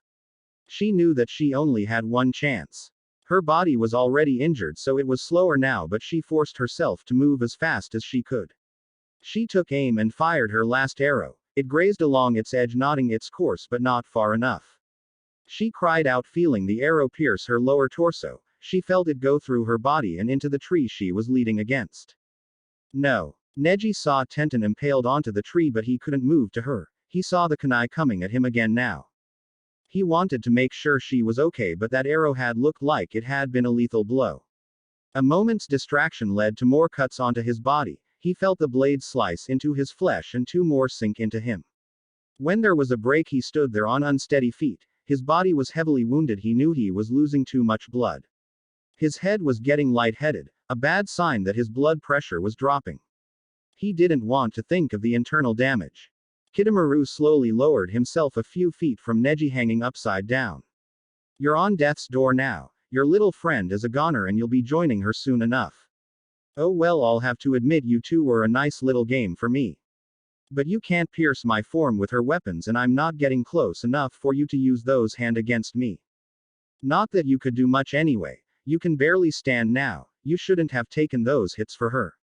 I would do so again no matter what, Neji told him as he slowly turned to face him. She's my teammate and I would never abandon my allies.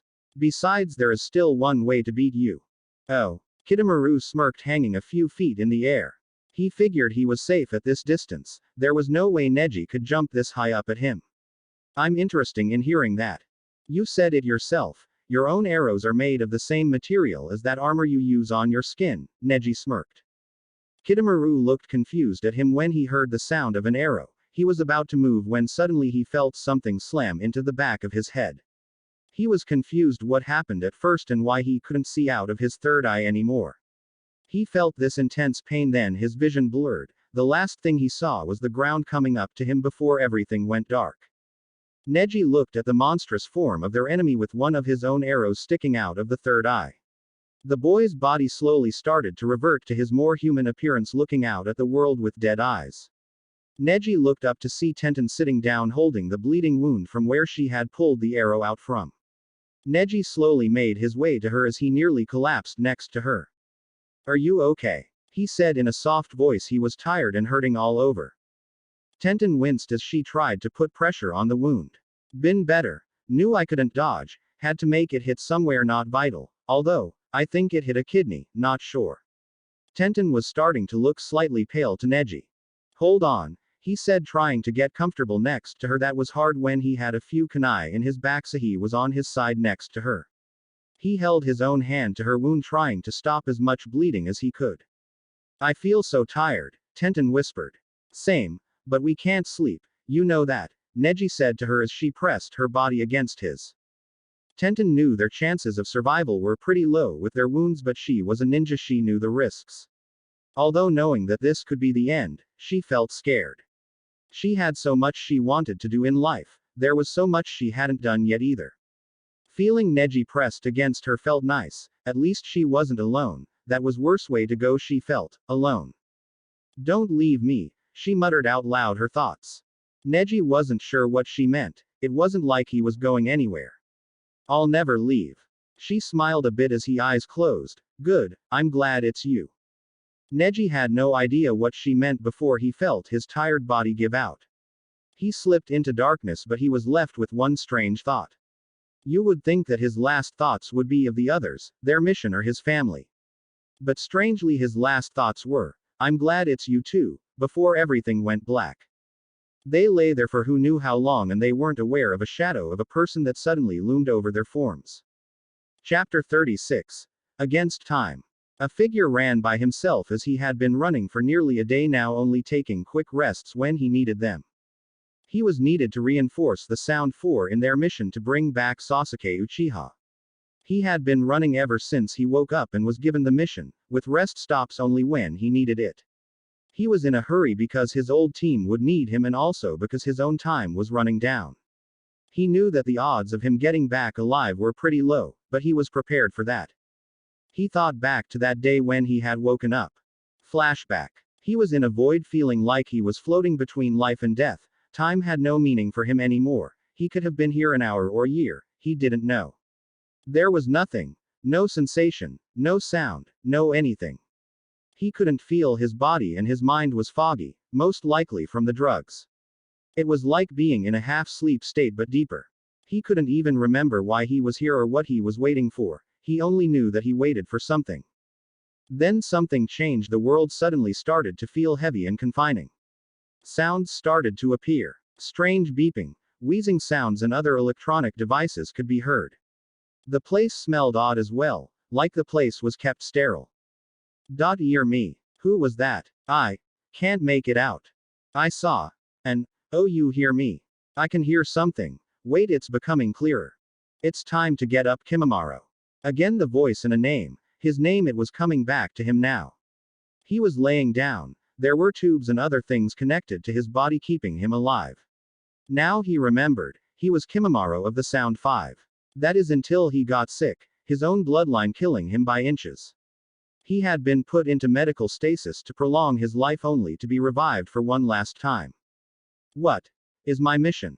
His voice was dry and raw from not having to talk for who knew how long. Kabuto smirked, looking down at the young man. Lord Orochimaru needs you for a personal mission. He needs you to help your old team in getting someone very special. Kimimaro listened to what he was to do. He knew that this would be his last mission, but it was for Orochimaru. He would give anything for that man, including his life.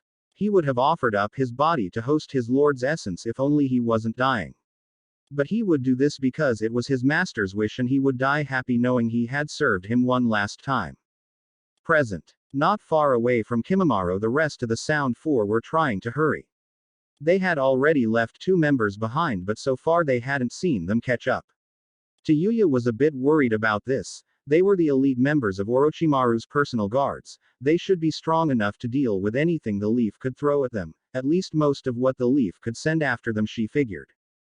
Currently she was the one carrying the box containing Sasuke. She wasn't sure how much longer it might take for him to be ready. It varied from person to person, but if she took the average time, he might be ready soon. Where the fuck are those 2? She yelled out to Sakin, who was in the lead. Maybe they're taking their time, or maybe the Leafs sent more than we thought they might have. Sakin theorized. Although he didn't like this as well, those 2 should have been able to catch up to them by now. This didn't sit well with him, but they needed to get Sasuke to Orochimaru. They couldn't afford failure here. Tayuya, he said, getting her attention. I want you to go on ahead. Go as fast as you can, don't wait up. I'll stay behind and wait and see if they show up. If the Leaf are coming, I'll slow them down, but no matter what, keep going. Fuck. She muttered, not liking any of this, but she pushed on ahead, leaving him behind.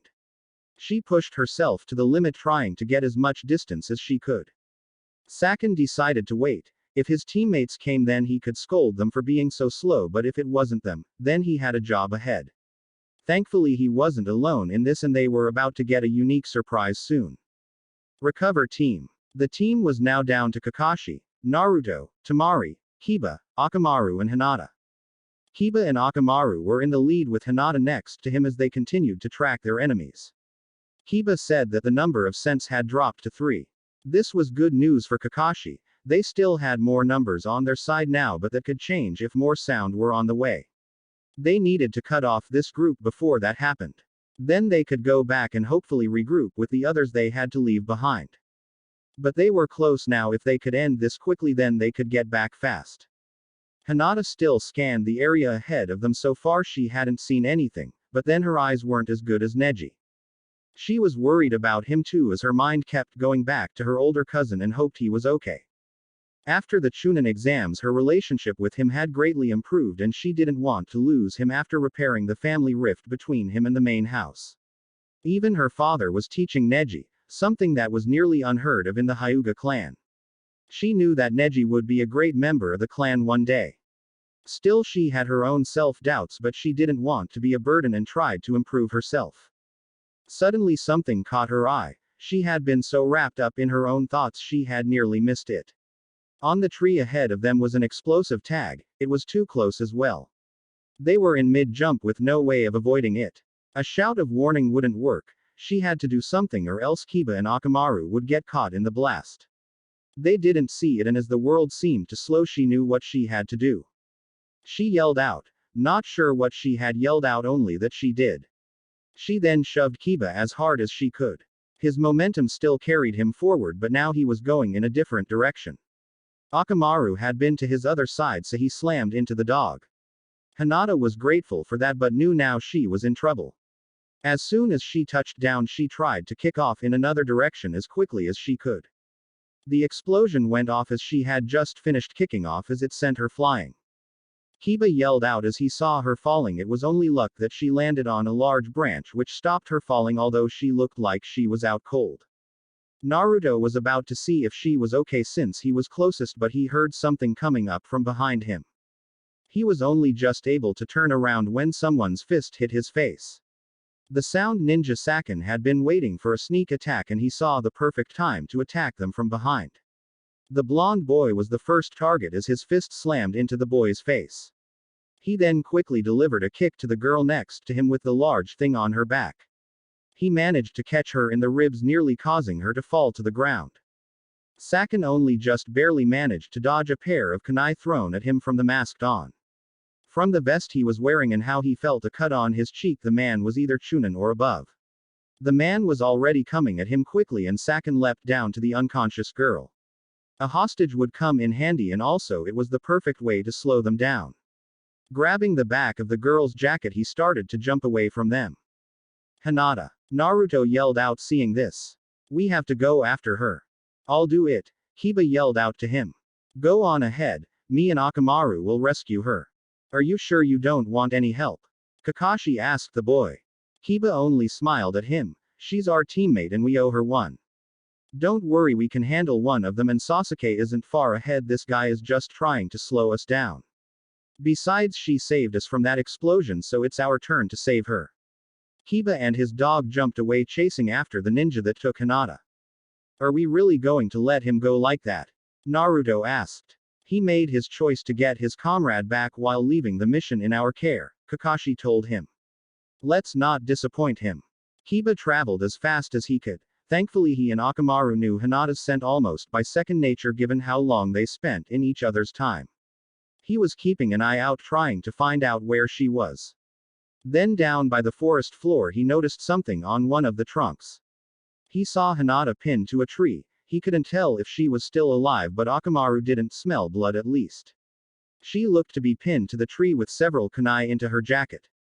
He knew it was a trap, but he had to make sure she was okay. Giving Akamaru a command to watch his back, he jumped down and ran to her. He knew an attack was coming. What kind he wasn't sure, he only hoped that it wasn't another explosive tag. He wasn't too far away when a figure seemed to come out of nowhere. Whoever this guy was, he was fast. But Kiba had been expecting it. He quickly turned around to meet his attacker. Kiba's fist came up to intercept a punch as he grinned. Not this time. Kiba told him as Akamaru leapt to attack the man from behind.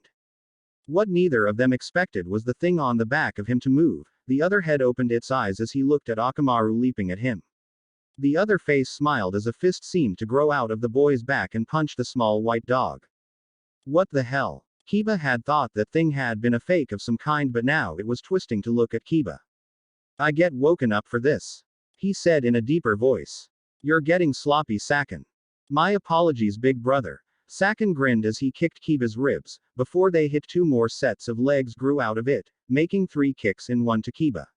The extra impact was felt by Kiba as he was kicked across the forest nearly a dozen feet. Now look what you've done. You've gone and woke up my older brother Uken. What the hell was that? Kiba coughed out, hoping his ribs weren't bruised too badly from that. How are the two of you together? We're just special. Saken smirked over at the boy while his brother kept watch on the dog. We can merge together. I guess you can say we're as close as siblings can get. Saken, we don't have time for this, Uken said to his brother. The rest of his team will be going after Tayuya, and Sasuke isn't done yet. You know what will happen if we fail in this mission. Yeah, I do. Saken wasn't happy about hurrying up, but the thought of what would happen to them if Orochimaru didn't get Sasuke wasn't something he wanted to think about. Plus, his brother was always the most impatient one. Fine then. Looks like we'll have to take this up a notch for this. Black markings grew all over their body as they activated the first level of their power. They came at Kiba and he was surprised by how much faster his opponent was moving. The guy was fast before, but now he was moving twice as fast. When Kiba felt the blows, they were even stronger as well. He couldn't go head to head, at least not just yet. He jumped back to get some distance as he landed next to Akamaru. Well, you're not the only ones who can team up, right boy? Kiba asked as she crouched down as his dog barked an affirmative. Human beast clone. There was some smoke, and now there were 2 versions of Kiba, only both were more feral in appearance. This allowed both Kiba and Akamaru the best of both worlds. They could both use jutsu, and also Kiba was faster and stronger in this form. Double piercing fang. Kiba cried out as both turned into spinning whirlwinds of destruction as they flew at the twin brothers. Saken and Uken dodged them as best they could. The trees in the area gave a lot of room to hide, but the 2 Konoha team members just went through the trees. Both were being careful to keep the fight away from Hinata though. Trees fell and collapsed as they destroyed the area. Kiba and Akamaru stopped after they had cleared a decent fight area out of the way. Kiba looked for the 2 brothers, but they seemed to be hiding out, which meant they were planning something. He tried to take a sniff out of the air to see if he could get a scent. All the trees and broken trees had sent up a lot of wood, leaf and dirt into the air. He thought he smelt something that might be them when his sensitive ears picked up footsteps from above and behind him. He turned just in time to see Saken and Uken, but now only in the second form of their curse mark. They didn't want to drag this out for too long and needed to get rid of this boy and his dog soon, then take care of the girl and catch up to Tayuya. Now in their second form, their faces looked more like devils, with 2 large horns on their heads to complete the look. Both Kiba and Akamaru were kicked across the now created open area into a few broken down trees. Akamaru had lost his transformation, turning back into a dog as Kiba tried to get up.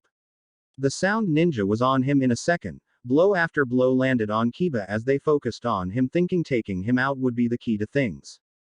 Kiba dodged as best as he could, but the ninja was too fast and the blows were like hammer blows against him. He wanted to try out this new jutsu that might work, but there were problems with it. The forest made it really hard to use. Just using the piercing fang through the trees had been slightly damaging. He also needed to get some distance and time, but his opponent wasn't letting him. Finally was the fact that with Hinata there he had to be extremely careful. Suddenly Saken grabbed Kiba by the throat, holding him up. Got you now. I think it's time to finish this. He pulled back his hand, ready to keep punching him in the face until he went limp, then he would finish him off. Akamaru, however, was up and running. The little dog jumped off a fallen tree high up into the air overhead before spinning. Saken looked up and suddenly found his eyes being covered in the dog's urine. Ah, what the hell is that? He screamed out as he felt it burning. Akamaru went to a bite at the throat, but Uken saw him and grew a fist out of his shoulder to punch the small dog hard. Saken let go as he tried to wipe the offensive liquid out of his eyes. Kiba was dropped as he coughed, feeling how rough his throat was. He was worried about Akamaru, but he had an opening. He went to a kunai when his whole body suddenly felt a large amount of pain. He cried out, wondering if he had some kind of strange internal injury or something. I bet you're wondering what's going on, huh? Uken's voice was heard right next to him. Kiba looked over, shocked to see Uken's head growing out of Kiba's own shoulder. What the hell? Uken just grinned. With this seal activated, I can transfer over into another body, right down to the cellular structure. I went over after I punched your dog while my brother had you by the throat. Now let's try something else like your liver. Arg. Kiba fell forward, stopping himself by planting a hand onto the ground. Uken just laughed. Well, this will be fun. When Hinata started to regain consciousness, she felt like her skull was splitting. The back of her head hurt and she felt a few other aches and pains. She was trying to remember what happened when she remembered the explosion. As her mind cleared, she noticed she was pinned to a tree, and looking around she saw that Kiba and Akamaru were fighting. She had to help, but she couldn't seem to be able to move. She tried get loose, but she was stuck good. A kunai was in each sleeve, one in each side and another pinning her hood to the tree. Well, looks who is awake. Hinata looked to see that the voice in horror to see a demon-like face sticking out of Kiba's body. Hinata. Kiba cried out as he fought against his own body. You know, while my brother is fixing his eyes, I'll let you watch as the girl dies, he told him. I'll hold you here as my brother finishes her off and you can die watching. Or maybe I'll just kill you now and do it myself. Kiba couldn't let him do that. If he could somehow at least give Hinata a fighting chance. He couldn't move from this spot, but maybe he could get rid of his unwanted passenger. He had a plan, kind of a stupid one he knew, but it was the only thing he could think of. Plus, if it worked, maybe he might have enough strength for one last attack at the other. So if you're a part of me, tell me. Kiba reached for a kunai. Will you feel the same damage as me? With that, he plunged his weapon into his own stomach. He had never been stabbed before and it hurt. The cutting of your flesh felt like fire for a split second before it left only pain. You fool, what are you doing? Uken shouted out in pain. Taking you with me, Kiba grunted. Kiba-kun. Hinata said in horror at what her teammate was doing to himself just to protect her.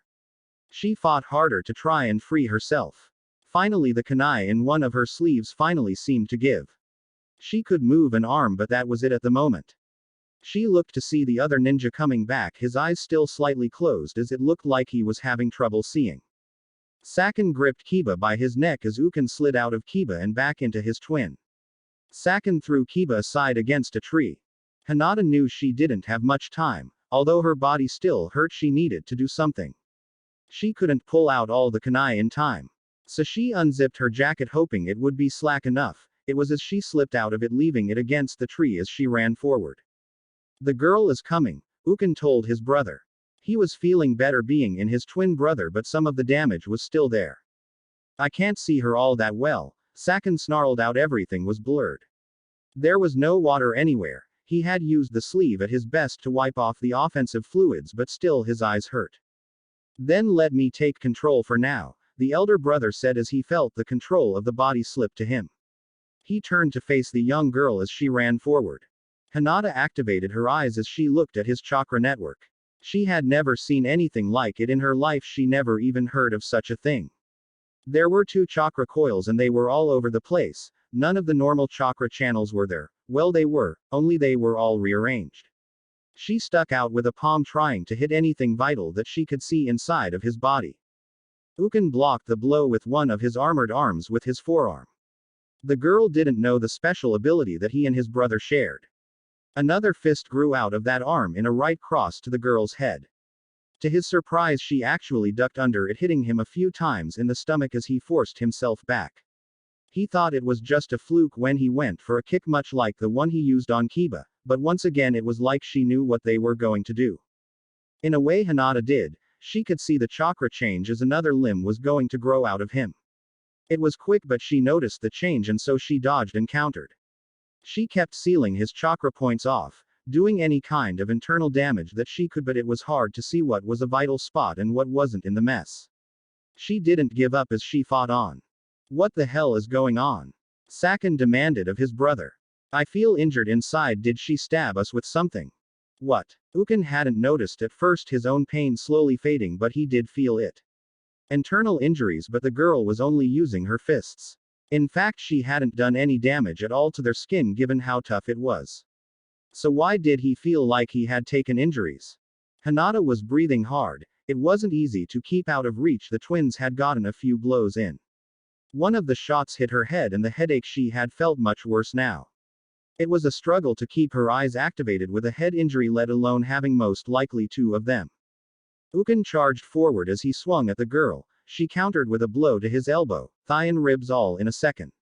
The girl's fists were damned fast. He was about to counter when he suddenly coughed up blood, as did his brother.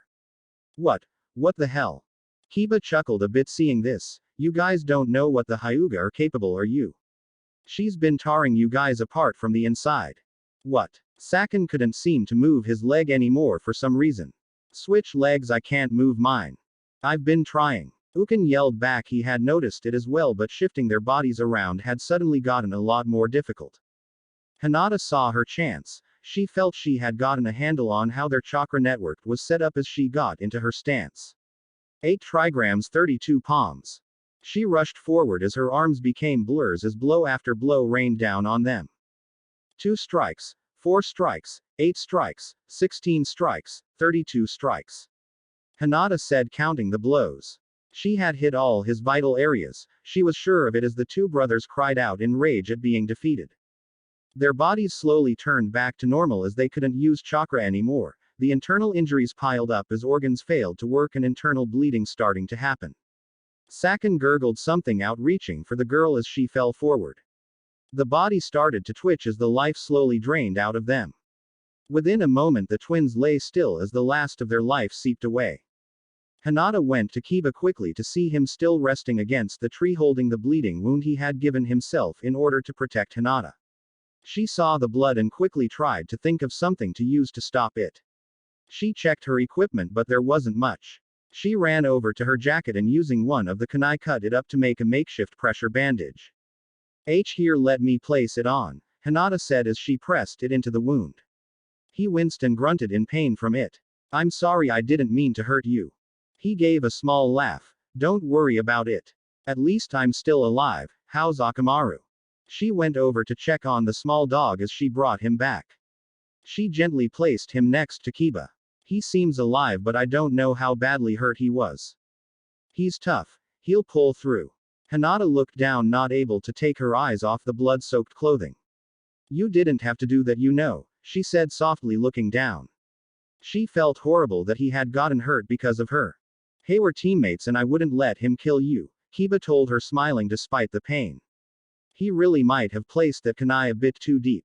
It hurt like hell. It was kind of funny. This might be the worst injury he had ever gotten, and it was self-inflicted. It was a good thing he hadn't gone for his heart, at least, since he wasn't sure this would have worked out anyway. Kiba-kun. Hinata felt awful. She felt like this was all her fault and that Kiba had done this to save her. She felt weak at that moment for all of this. This is all my fault that you're hurt. Hey, don't say that. Kiba winced a bit. You saved me and Akamaru from that exploding tag, then you go and take out that guy. You're a lot stronger than you think and I'm proud to be on your team. She looked up at him in surprise and felt touched that he said those words. She didn't get praise all that much, but from Kiba it felt special. Maybe because he was her teammate and close friend that she felt this way. Although she was scared that Kiba's injuries might be too much, she couldn't carry both him and Akamaru to safety and neither one would let the other be left behind. But if he didn't get help he might bleed to death. She wasn't sure what to do when Kiba looked up and tensed up. Someone's coming. I can hear them. Hinata got up and got into a fighting stance. She wouldn't let anyone harm Kiba and Akamaru. She was prepared to face anything when a figure langed in front of them from the tall treetops. Wow, another set down, Anko said, looking at the two of them. Geez, what the hell is going on here? First the other Hyuga boy and that bun-haired girl, and now you two. Anko-san. Hinata was happy to see the older woman as she relaxed. What about Neji Nisan and Tenten-san? Well, they were a bit messed up from when the others got there, Anko recalled. She had been on her way to catching up when Shizune had shown up with a group of medic ninja. They had fixed whatever injuries they could on Anko as they went on. Anko still felt a few injuries and her shoulder still ached, but it was good enough. They had come upon the two genin as they were both near death. Shizune is taking care of them personally with a few others, Anko told them. There should be a couple more medics on their way. Man, they're too slow. I had to leave them in the dust to catch up to you guys. So how are you guys? Akamaru is hurt and I got a hole in my gut. Kiba gritted his teeth as he felt the pain there. Well, I don't know about your dog, but damn, a gut wound. Those suck. But with the medics on their way they should get here. I left a pretty easy trail. Anko then looked at Hinata. She bent down and took a long look at the girl with narrowed eyes. It made Hinata very uncomfortable as she fidgeted. Is something wrong? Geez, what are you, a B cup or even a C cup already at that age? Anko said to her, making both the boy and girl blush. Damn, I wish I had started to fill out that well at your age. I didn't get my tits until I was 15 and even then it took a while to get them like this. She illustrated the point by groping her own breasts slightly. Hinata was so embarrassed as she covered her chest, her face now fully red. Hey, you should hid those. I bet all the boys would notice you more, right? Anko asked Kiba with a wink. Why are you asking me? Kiba said, all red in the face. Huh, you don't like girls with large chests or just girls in general? Not that there is anything wrong with that. If you're into boys, that's okay too. I like girls. He shot back, feeling the need to defend his manhood. With large breasts. Of course. Then Kiba realized what he said as he dropped his head. He really wished his wound would kill him now. He wanted to die from it and he really didn't want to see Hinata's reaction. Anko snickered. Well, at least you got taste. Take good care of him, girl. The medics will be here soon and think about showing off more. If you got to keep a jacket, just do what I do and keep it open. Bye bye. I got to catch up now. Anko nearly laughed seeing the embraced teens. She had done that to help them think on something else than the boys' injuries. Well, that and it was fun messing with them. Although damn, she wasn't lying about wishing she had developed earlier like that girl had. Sometimes life wasn't fair, especially to women. But at the moment she was more worried about Kakashi's team. So far they had been forced to split up several times. She had seen the Dead Sound Ninja and knew that they had given their lives to slow down the team. But what more were they going to face? It was a good thing she was a good tracker at the speed the team was moving. She might not have found them if they had tried to cover their trail. Still, from what she could find, she couldn't be too far behind. She just hoped that she arrived in time to help out. Chapter 37. Battlegrounds. If Tayuya was any less of a ninja, her legs would have been killing her and her back wouldn't have been too far behind. Carrying a large wooden basket that held a person nearly her own size and weight wasn't something any normal person could do. Thankfully, a ninja was trained to be stronger and go farther than a normal person. Chakra helped a lot with that. But even she had limits, and when she hit the large open field of grass she was grateful for it. Jumping from tree to tree was tiring, although as she cast a look back, she was wondering what was keeping the others. This was getting ridiculous. Could the rest of them have fallen to Konoha? Either that or they were slowed down. Either one wasn't good. She had a feeling there were others still behind her, and with Sasuke she was slowed down. Tayuya really hoped to reach the border before they caught up. Then, unless the ninja following were willing to go into enemy territory, it would be smooth sailing afterward. She felt something move on her back, and for a moment she just thought the container was loose in the straps. When it jerked more powerfully this time, she knew it was time. She didn't have a choice to stop. Sasuke needed to get out, and without the container they could make more speed anyway. She dropped it and stood back as dark energies seemed to seep out of the wooden planks. The movement was a good sign. The few that had failed this that she had seen, well, there wasn't much left to move at any rate. Suddenly the container broke apart as Sasuke knelt there, breathing deeply. Sasuke. Hey, look up. She knew there was a slight disorientation at times from this and wanted to get his mind focused. Sasuke couldn't believe it was over. It seemed like an eternity had passed, and yet no time at all had passed at the same time. It was hard to describe just what he had gone through. It was more metaphysical in nature. What he experienced was the best way to start. But how that the light was finally around him, he felt things like he was just reborn. In fact, that was a good way to explain how he felt. He felt like he was just born into the world all over again. He heard Tayuya trying to get his attention, but the power he felt was amazing. He slowly stood up, his body feeling slightly stiff. He looked at his hands as he slowly opened and closed them, he could feel it. The power in him, in his very veins, maybe right down to his cells, they all felt energized. He had never felt better in his whole life, he felt like he would take on the world and win. Was this the power that Orochimaru promised him, or was this just an example of what he could expect?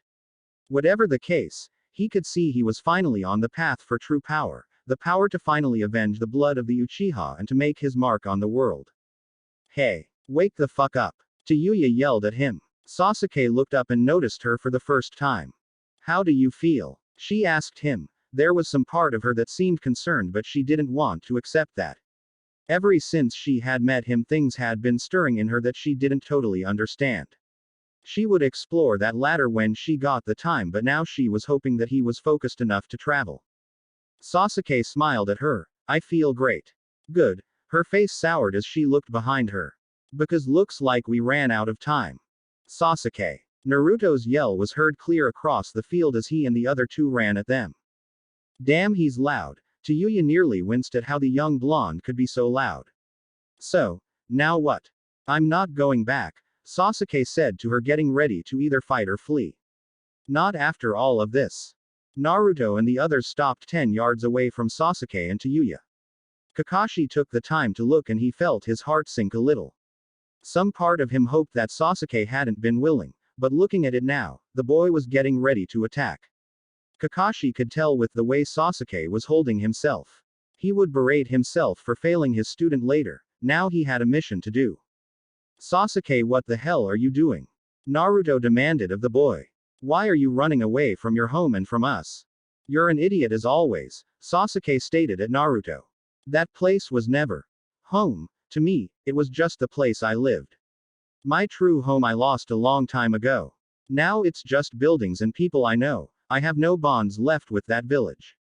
Bastard. What about your friends? Naruto yelled at him. What about Sakura-chan? You know she cares about you, so why did you have to hurt her like that? You mean the pink-haired bitch? Tayuya asked with a smirk, her hand on her flute. If you mean her injuries, I did that. All he did was sit back and let me do it. It was easy. She was so weak. Naruto didn't like anyone calling any of his precious people that. Sure, his feelings of Sakura were no longer what they were. She would always be his first crush and maybe first love, but now she was his closest friend and teammate. She was as important to him as anyone he had in his life, and no one bad-mouthed his friends. He was about to move when Kakashi slammed a hand down quickly on the boy's shoulder. Kakashi knew the girl was baiting Naruto. If this was going to be a battle, then he would make the battle on his terms. There had been enough of the fighting on their terms as it was.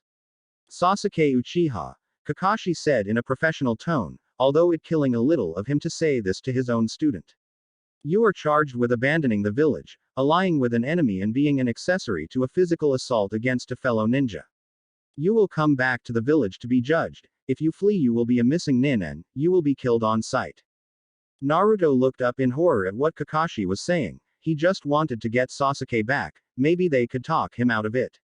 Naruto felt that if only he could reach Sasuke and make him see how things were. He had managed to do the same with Gaara, who was driven insane by his demon. He had managed to touch the heart of the merciless killer Zabuza Momochi of the Hidden Mist. If he couldn't reach Sasuke, then what good was he?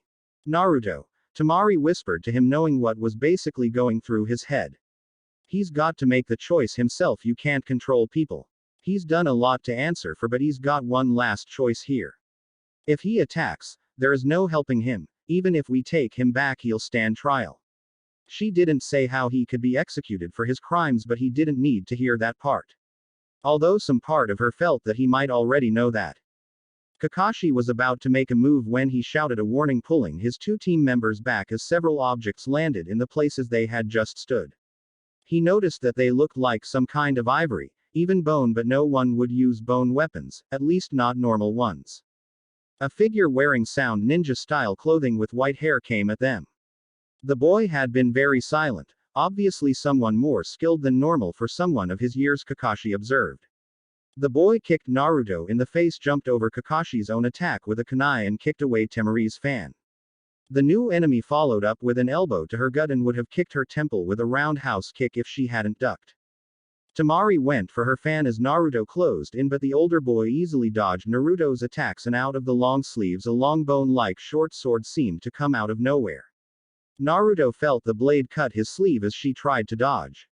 Naruto was instead kicked, the ribs sent away as Kakashi rushed in trying to get in on the boy's blind side, but the boy was about as fast as he was. Seeing Kimimaro was a shock to Tayuya. The guy was their old leader but dying. He had been put into medical stasis to prolong his life, but if he was let out, this meant two things. This would be his last mission, and also just how important it was to have Sasuke. Kimimaro was a one-time use now. They would never think of using him up for anything unimportant. Knowing that, she took Sasuke's hand and ran. Come on, Kimimaro will stall them long enough for us to get away. She yelled at him. She saw the look on his face. He would rather fight and use his new power. She knew the feelings that were going through him. Everyone who passed that last test wanted to taste in the glory of their new power. Now wasn't the time for that, and he would have to learn that. We don't have time to fight. You want to fight, do it later. Or would you rather wait until more ninja show up and then we're screwed? Unless you want to be taken back as a prisoner and either executed or spend the rest of your life in a fucking cell. Sasuke did burn with the urge to fight, but she had a point. He had burned his bridge with the leaf behind him that was his past, and he needed to head for his future. Sasuke! Naruto yelled out, seeing him run off with the other girl. He tried to run after them but was blocked by Kimimaro. The older boy nearly impaled him with his bone weapon before Temari jumped in, blocking it with the metal of her fan. The boy didn't let up, kicking her away, spinning as he dodged Naruto's counter-attack and kicked him as well. I will not let you pass, Kimimaro stated. Sasuke has joined the sound and will be part of it. It is Orochimaru's will. Like hell, I'll let that happen. Naruto created a large number of clones and sent them after Kimimaro. As the sound ninja was easily taking care of them, Temari was about to ready her fan when Kakashi placed a hand on her shoulder. I want you two to go after Sasuke and the girl. I'll deal with this boy. Kakashi stepped forward, glad that Naruto's clones were keeping him busy. I'll be along shortly.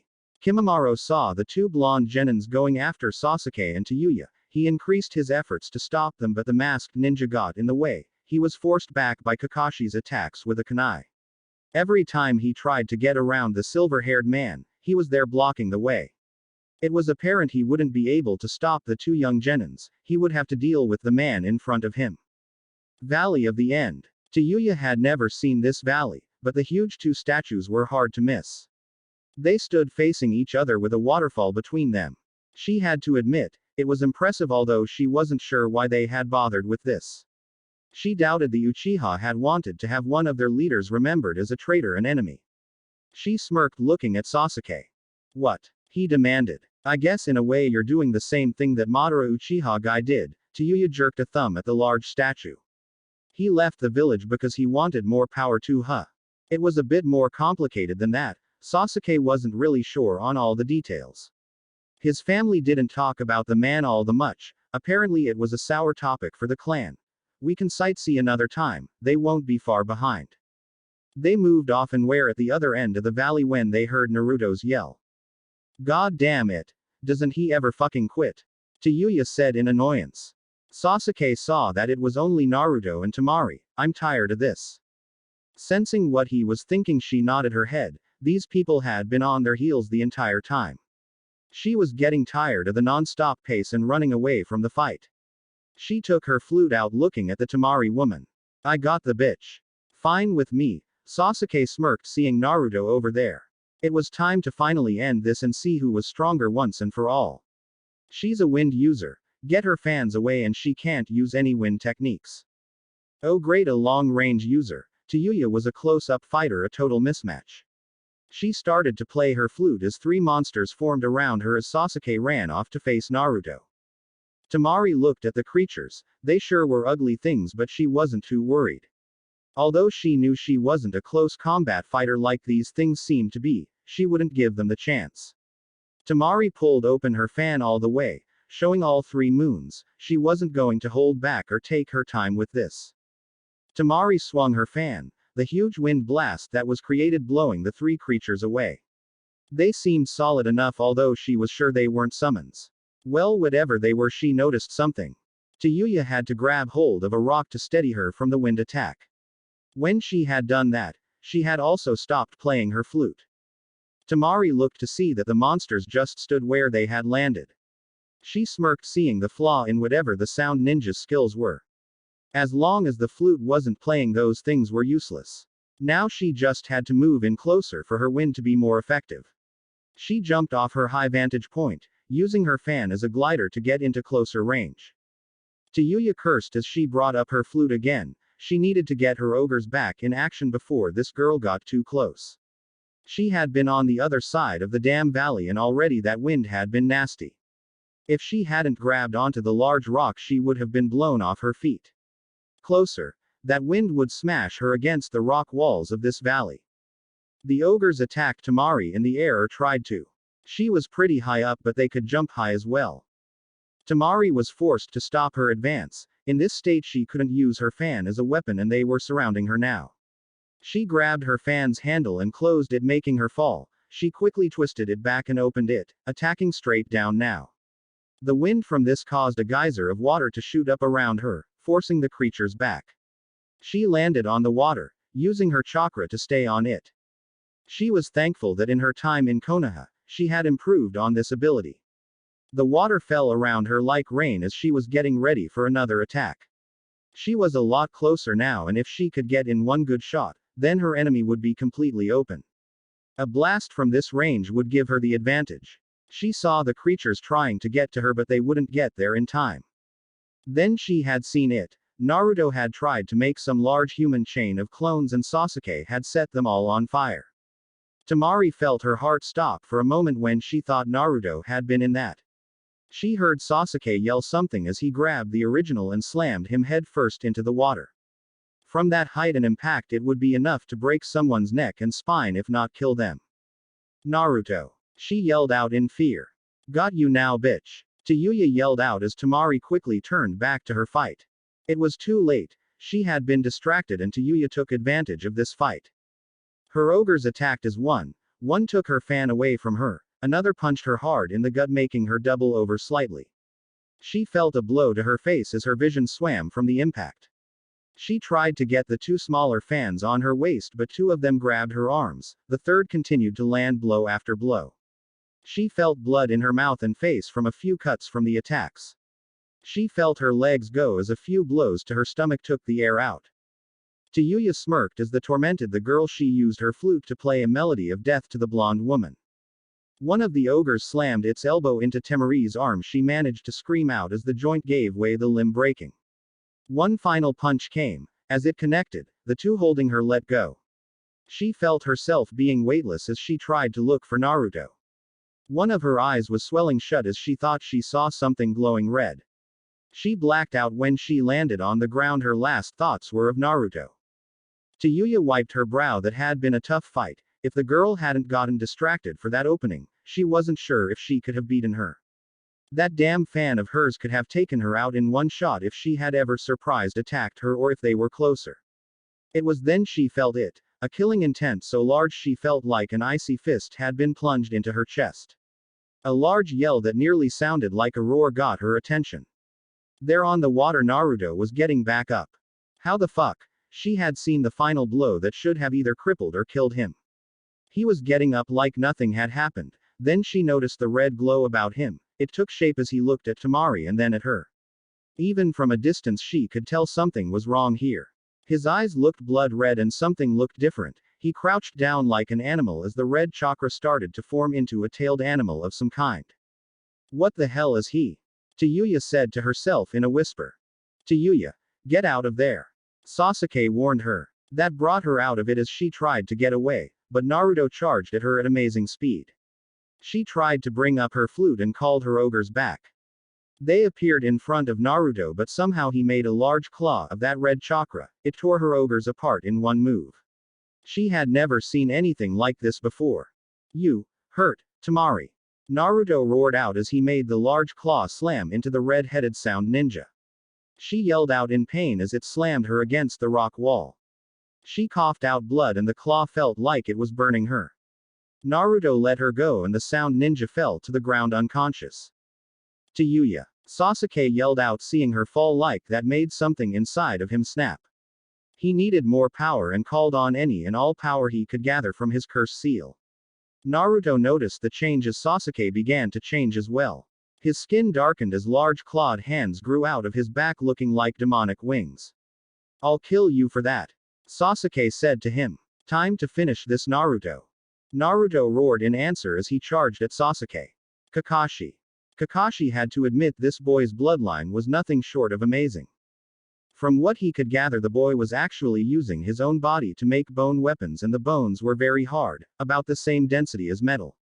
Kakashi thought he remembered reading a report once on a bloodline like this. He couldn't remember all the details, it was a long time ago.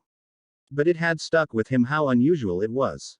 Although he thought the report said that the clan had been wiped out. Too bad he couldn't remember the clan name or anything else about it. He could use more information in his fight.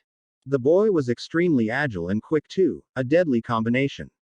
Thankfully Kakashi had slowly been pushing the fight into his favor. The boy seemed to sense this as well, and that was when Kimimaro activated his curse seal. The black markings were much different than what Kakashi had known about Sasuke's and also seemed to be complete. He also noticed that the boy was fighting harder and faster than ever. Kakashi actually had to use his Sharingan to keep up. Kakashi had to give the young boy credit. If he lived to adulthood, this boy would become a dangerous S-class ninja. Although a part of his mind was also a little embarrassed a boy this young was pushing him this far. There were geniuses like Itachi, but still, after this he was going to train himself a bit more. If this was the kind of forces that Orochimaru had, he needed to up his own game. Kimimaro knew he couldn't drag this out too much longer. He was on borrowed time and he felt like he could feel his life slowly slipping away. He had to beat this masked man, but he was already on the first level of his seal. He had to push it even further. He knew that by doing this it could accelerate his condition, but he needed to kill this man and make sure Sasuke made it to Orochimaru. Just when Kakashi thought he had seen it all in the ninja world, this boy started to transform again. The boy's skin turned dark and large bones grew out of his body.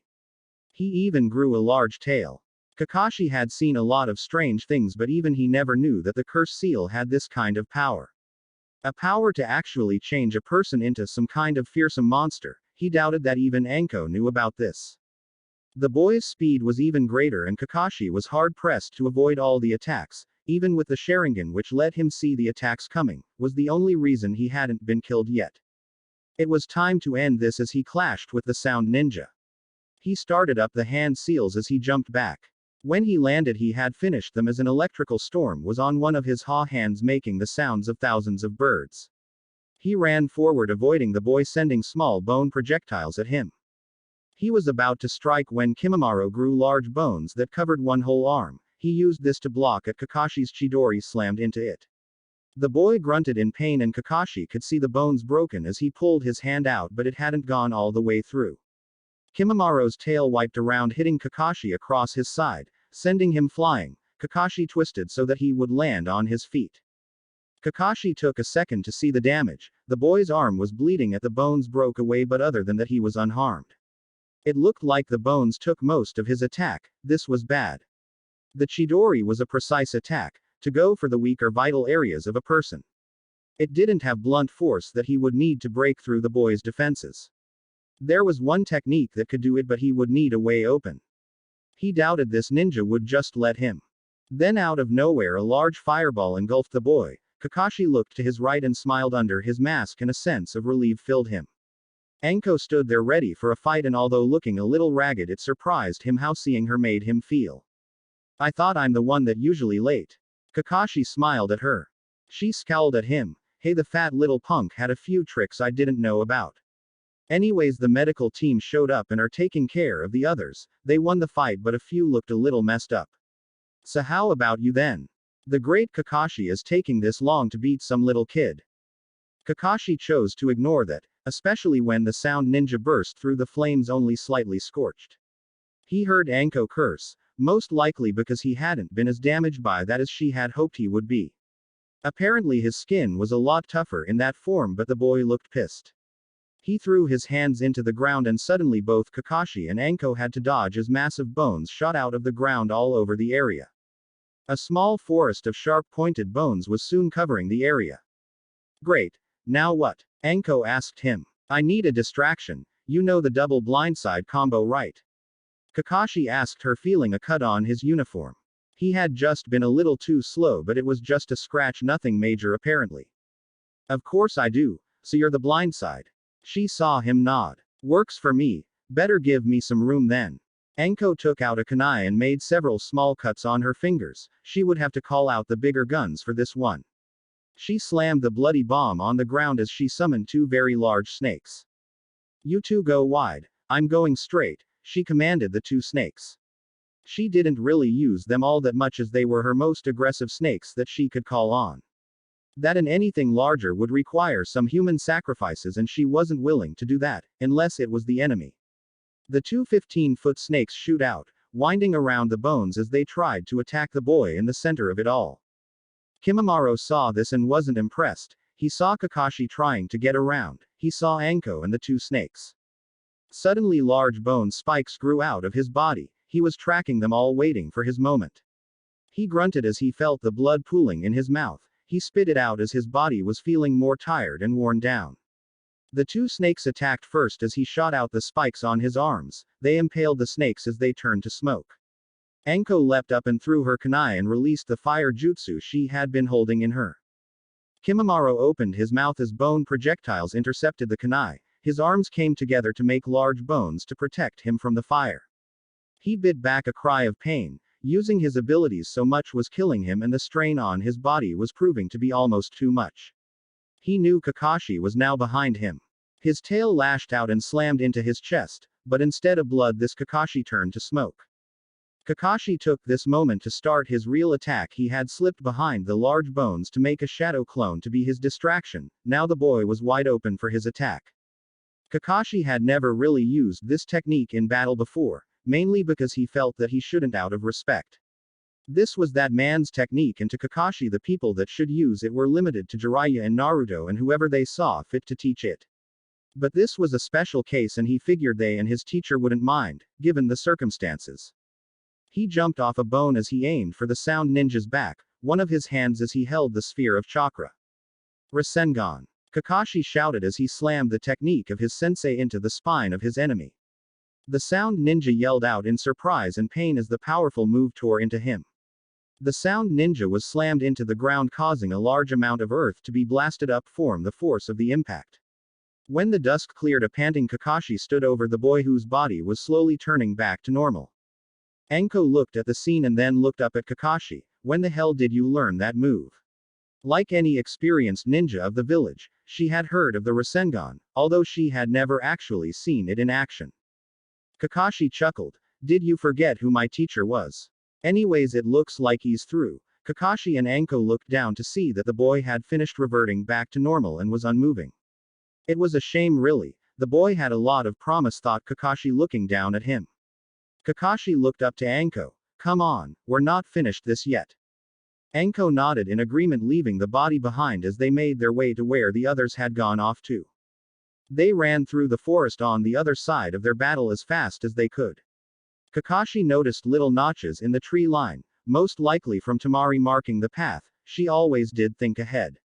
It started to get dark and he noticed storm clouds showing up. He cursed at that. If it rained and they still hadn't found Sasuke, any tracks would be lost. None of his summoned ninja dogs would be able to find a scent in the rain. He felt a drop of rain on his face and mentally cursed again. Looks like everything and anything was against them on this mission. It always seemed to be the simple missions that ended up being the most screwed up for some reason. He felt a light rain before he noticed they were a few minutes from the Valley of the End. Now he knew where the sound ninja was leading Sasuke. It was just a short trip from there to outside of the border, and there was no border town in this area. What the hell is that? Anko muttered, feeling something in the air. There was a power hanging in it. like some kind of major battle was going on. At least that's what it felt like, but the chakra to be used to feel it at this distance would be insane. It had to be something else. She had been in plenty of battles and none had the kind of chakra she was feeling now being thrown around. In a normal battle, someone who was trained in chakra could get a feel for it. Most battles didn't last long, so you only got fleeting sensations. Ninja were used to it and normally ignored it as it was usually just a distraction anyway. But this was something different, something she had never experienced before. Kakashi noticed it as well. Something is going on. He had a very bad feeling about this. Suddenly there was a bright light. A moment later the shock wave was felt as though an explosion went off. The hell? Anko had never seen or felt anything like that before. She noticed that Kakashi hurried up and she joined him. By the time she caught up, he was already in the valley. Looking around, she could see the damage to the area. The fuck kind of fight did those brats have here? She wasn't sure if she should be impressed with the amount of destruction or feel a bit annoyed that she knew she couldn't have pulled off something like this when Genins could. She saw Kakashi kneeling over the form of Naruto, and even in the rain she could smell the blood. There was a hole in his chest, and for a moment she was afraid to ask but did anyway. How is he? Kakashi was silent a moment before pulling open a few pockets on his vest. He's still alive. I have to stop the bleeding and we need to get him medical help soon. Kakashi knew when the game was over as soon as he saw what was in the valley. Sasuke and the Sound Ninja were long gone. They couldn't track them in this rain and Naruto was seriously hurt. What really made it worse was that Kakashi knew the wound was from a Chidori. He had told Sasuke that move to protect himself from Gaara. It was never to be meant to be used against a fellow leaf ninja. Sasuke had nearly killed Naruto. In fact, if it had hit directly in Naruto's heart, even Naruto's impressive healing abilities wouldn't have been able to help him. It was only thanks to the Kyuubi that Naruto was still alive. The bleeding was slowed but not totally stopped yet. He placed a pressure bandage on it as he noticed Anko walking to where he noticed Temari laying. How's Temari? He called out as he continued with the first aid treatment. Looks like she has a broken arm, some bruising, maybe a concussion as well. I'm not sure about the rest, but she's out cold. Anko said as she tried to help the young woman. Damn, I really hate fucking losing. Always leaves a bad taste in my mouth. She muttered to herself. Kakashi hoped they could meet up with the medical team on their way back, although he didn't look forward to writing this mission report up. Then again, he might rather do that than think about what would happen if Naruto didn't survive. He had failed Sasuke as a teacher. He didn't want to fail Naruto as well by letting him die out here. Making sure things were patched up and that he wasn't losing any more blood, Kakashi picked the young teen up. We better hurry, Kakashi said, trying to keep his emotions under control. It took all his years to bury his emotions now.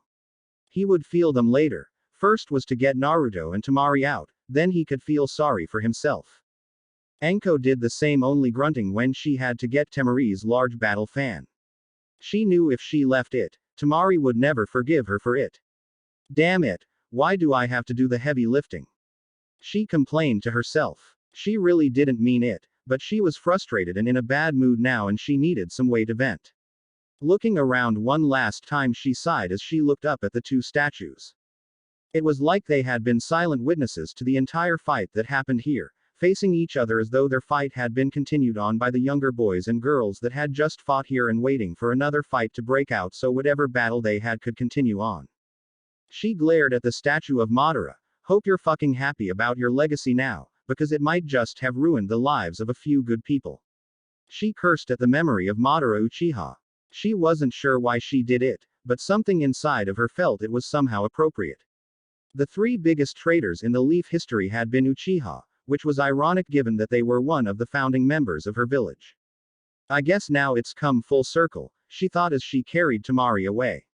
First was the leader of the Uchiha when my village was founded, then Itachi who wiped out the clan, and now Sasuke, the last Uchiha to be born and still alive. Madara, Itachi and Sasuke, their names will now forever be remembered for their actions as traitors.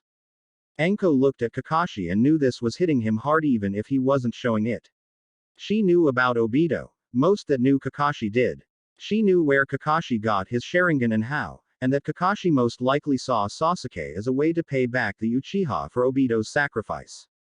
She was surprised at how concerned she felt for him. Yeah, sure, they were friends. Well, friends that screwed each other silly, but it was more than that. She didn't like the idea of him in pain, and she felt a small pain herself knowing he was most likely going to beat himself up over this for the rest of his life. I must be going soft. I never felt like this before. She felt the girl stir on her back and hoped Naruto could survive. Temari would take it hard if he didn't make it. That's it for this part. If you enjoyed it, then like, share and subscribe for the next video, as it's going to be more interesting, and also check out my other playlists. Hope you would like them too.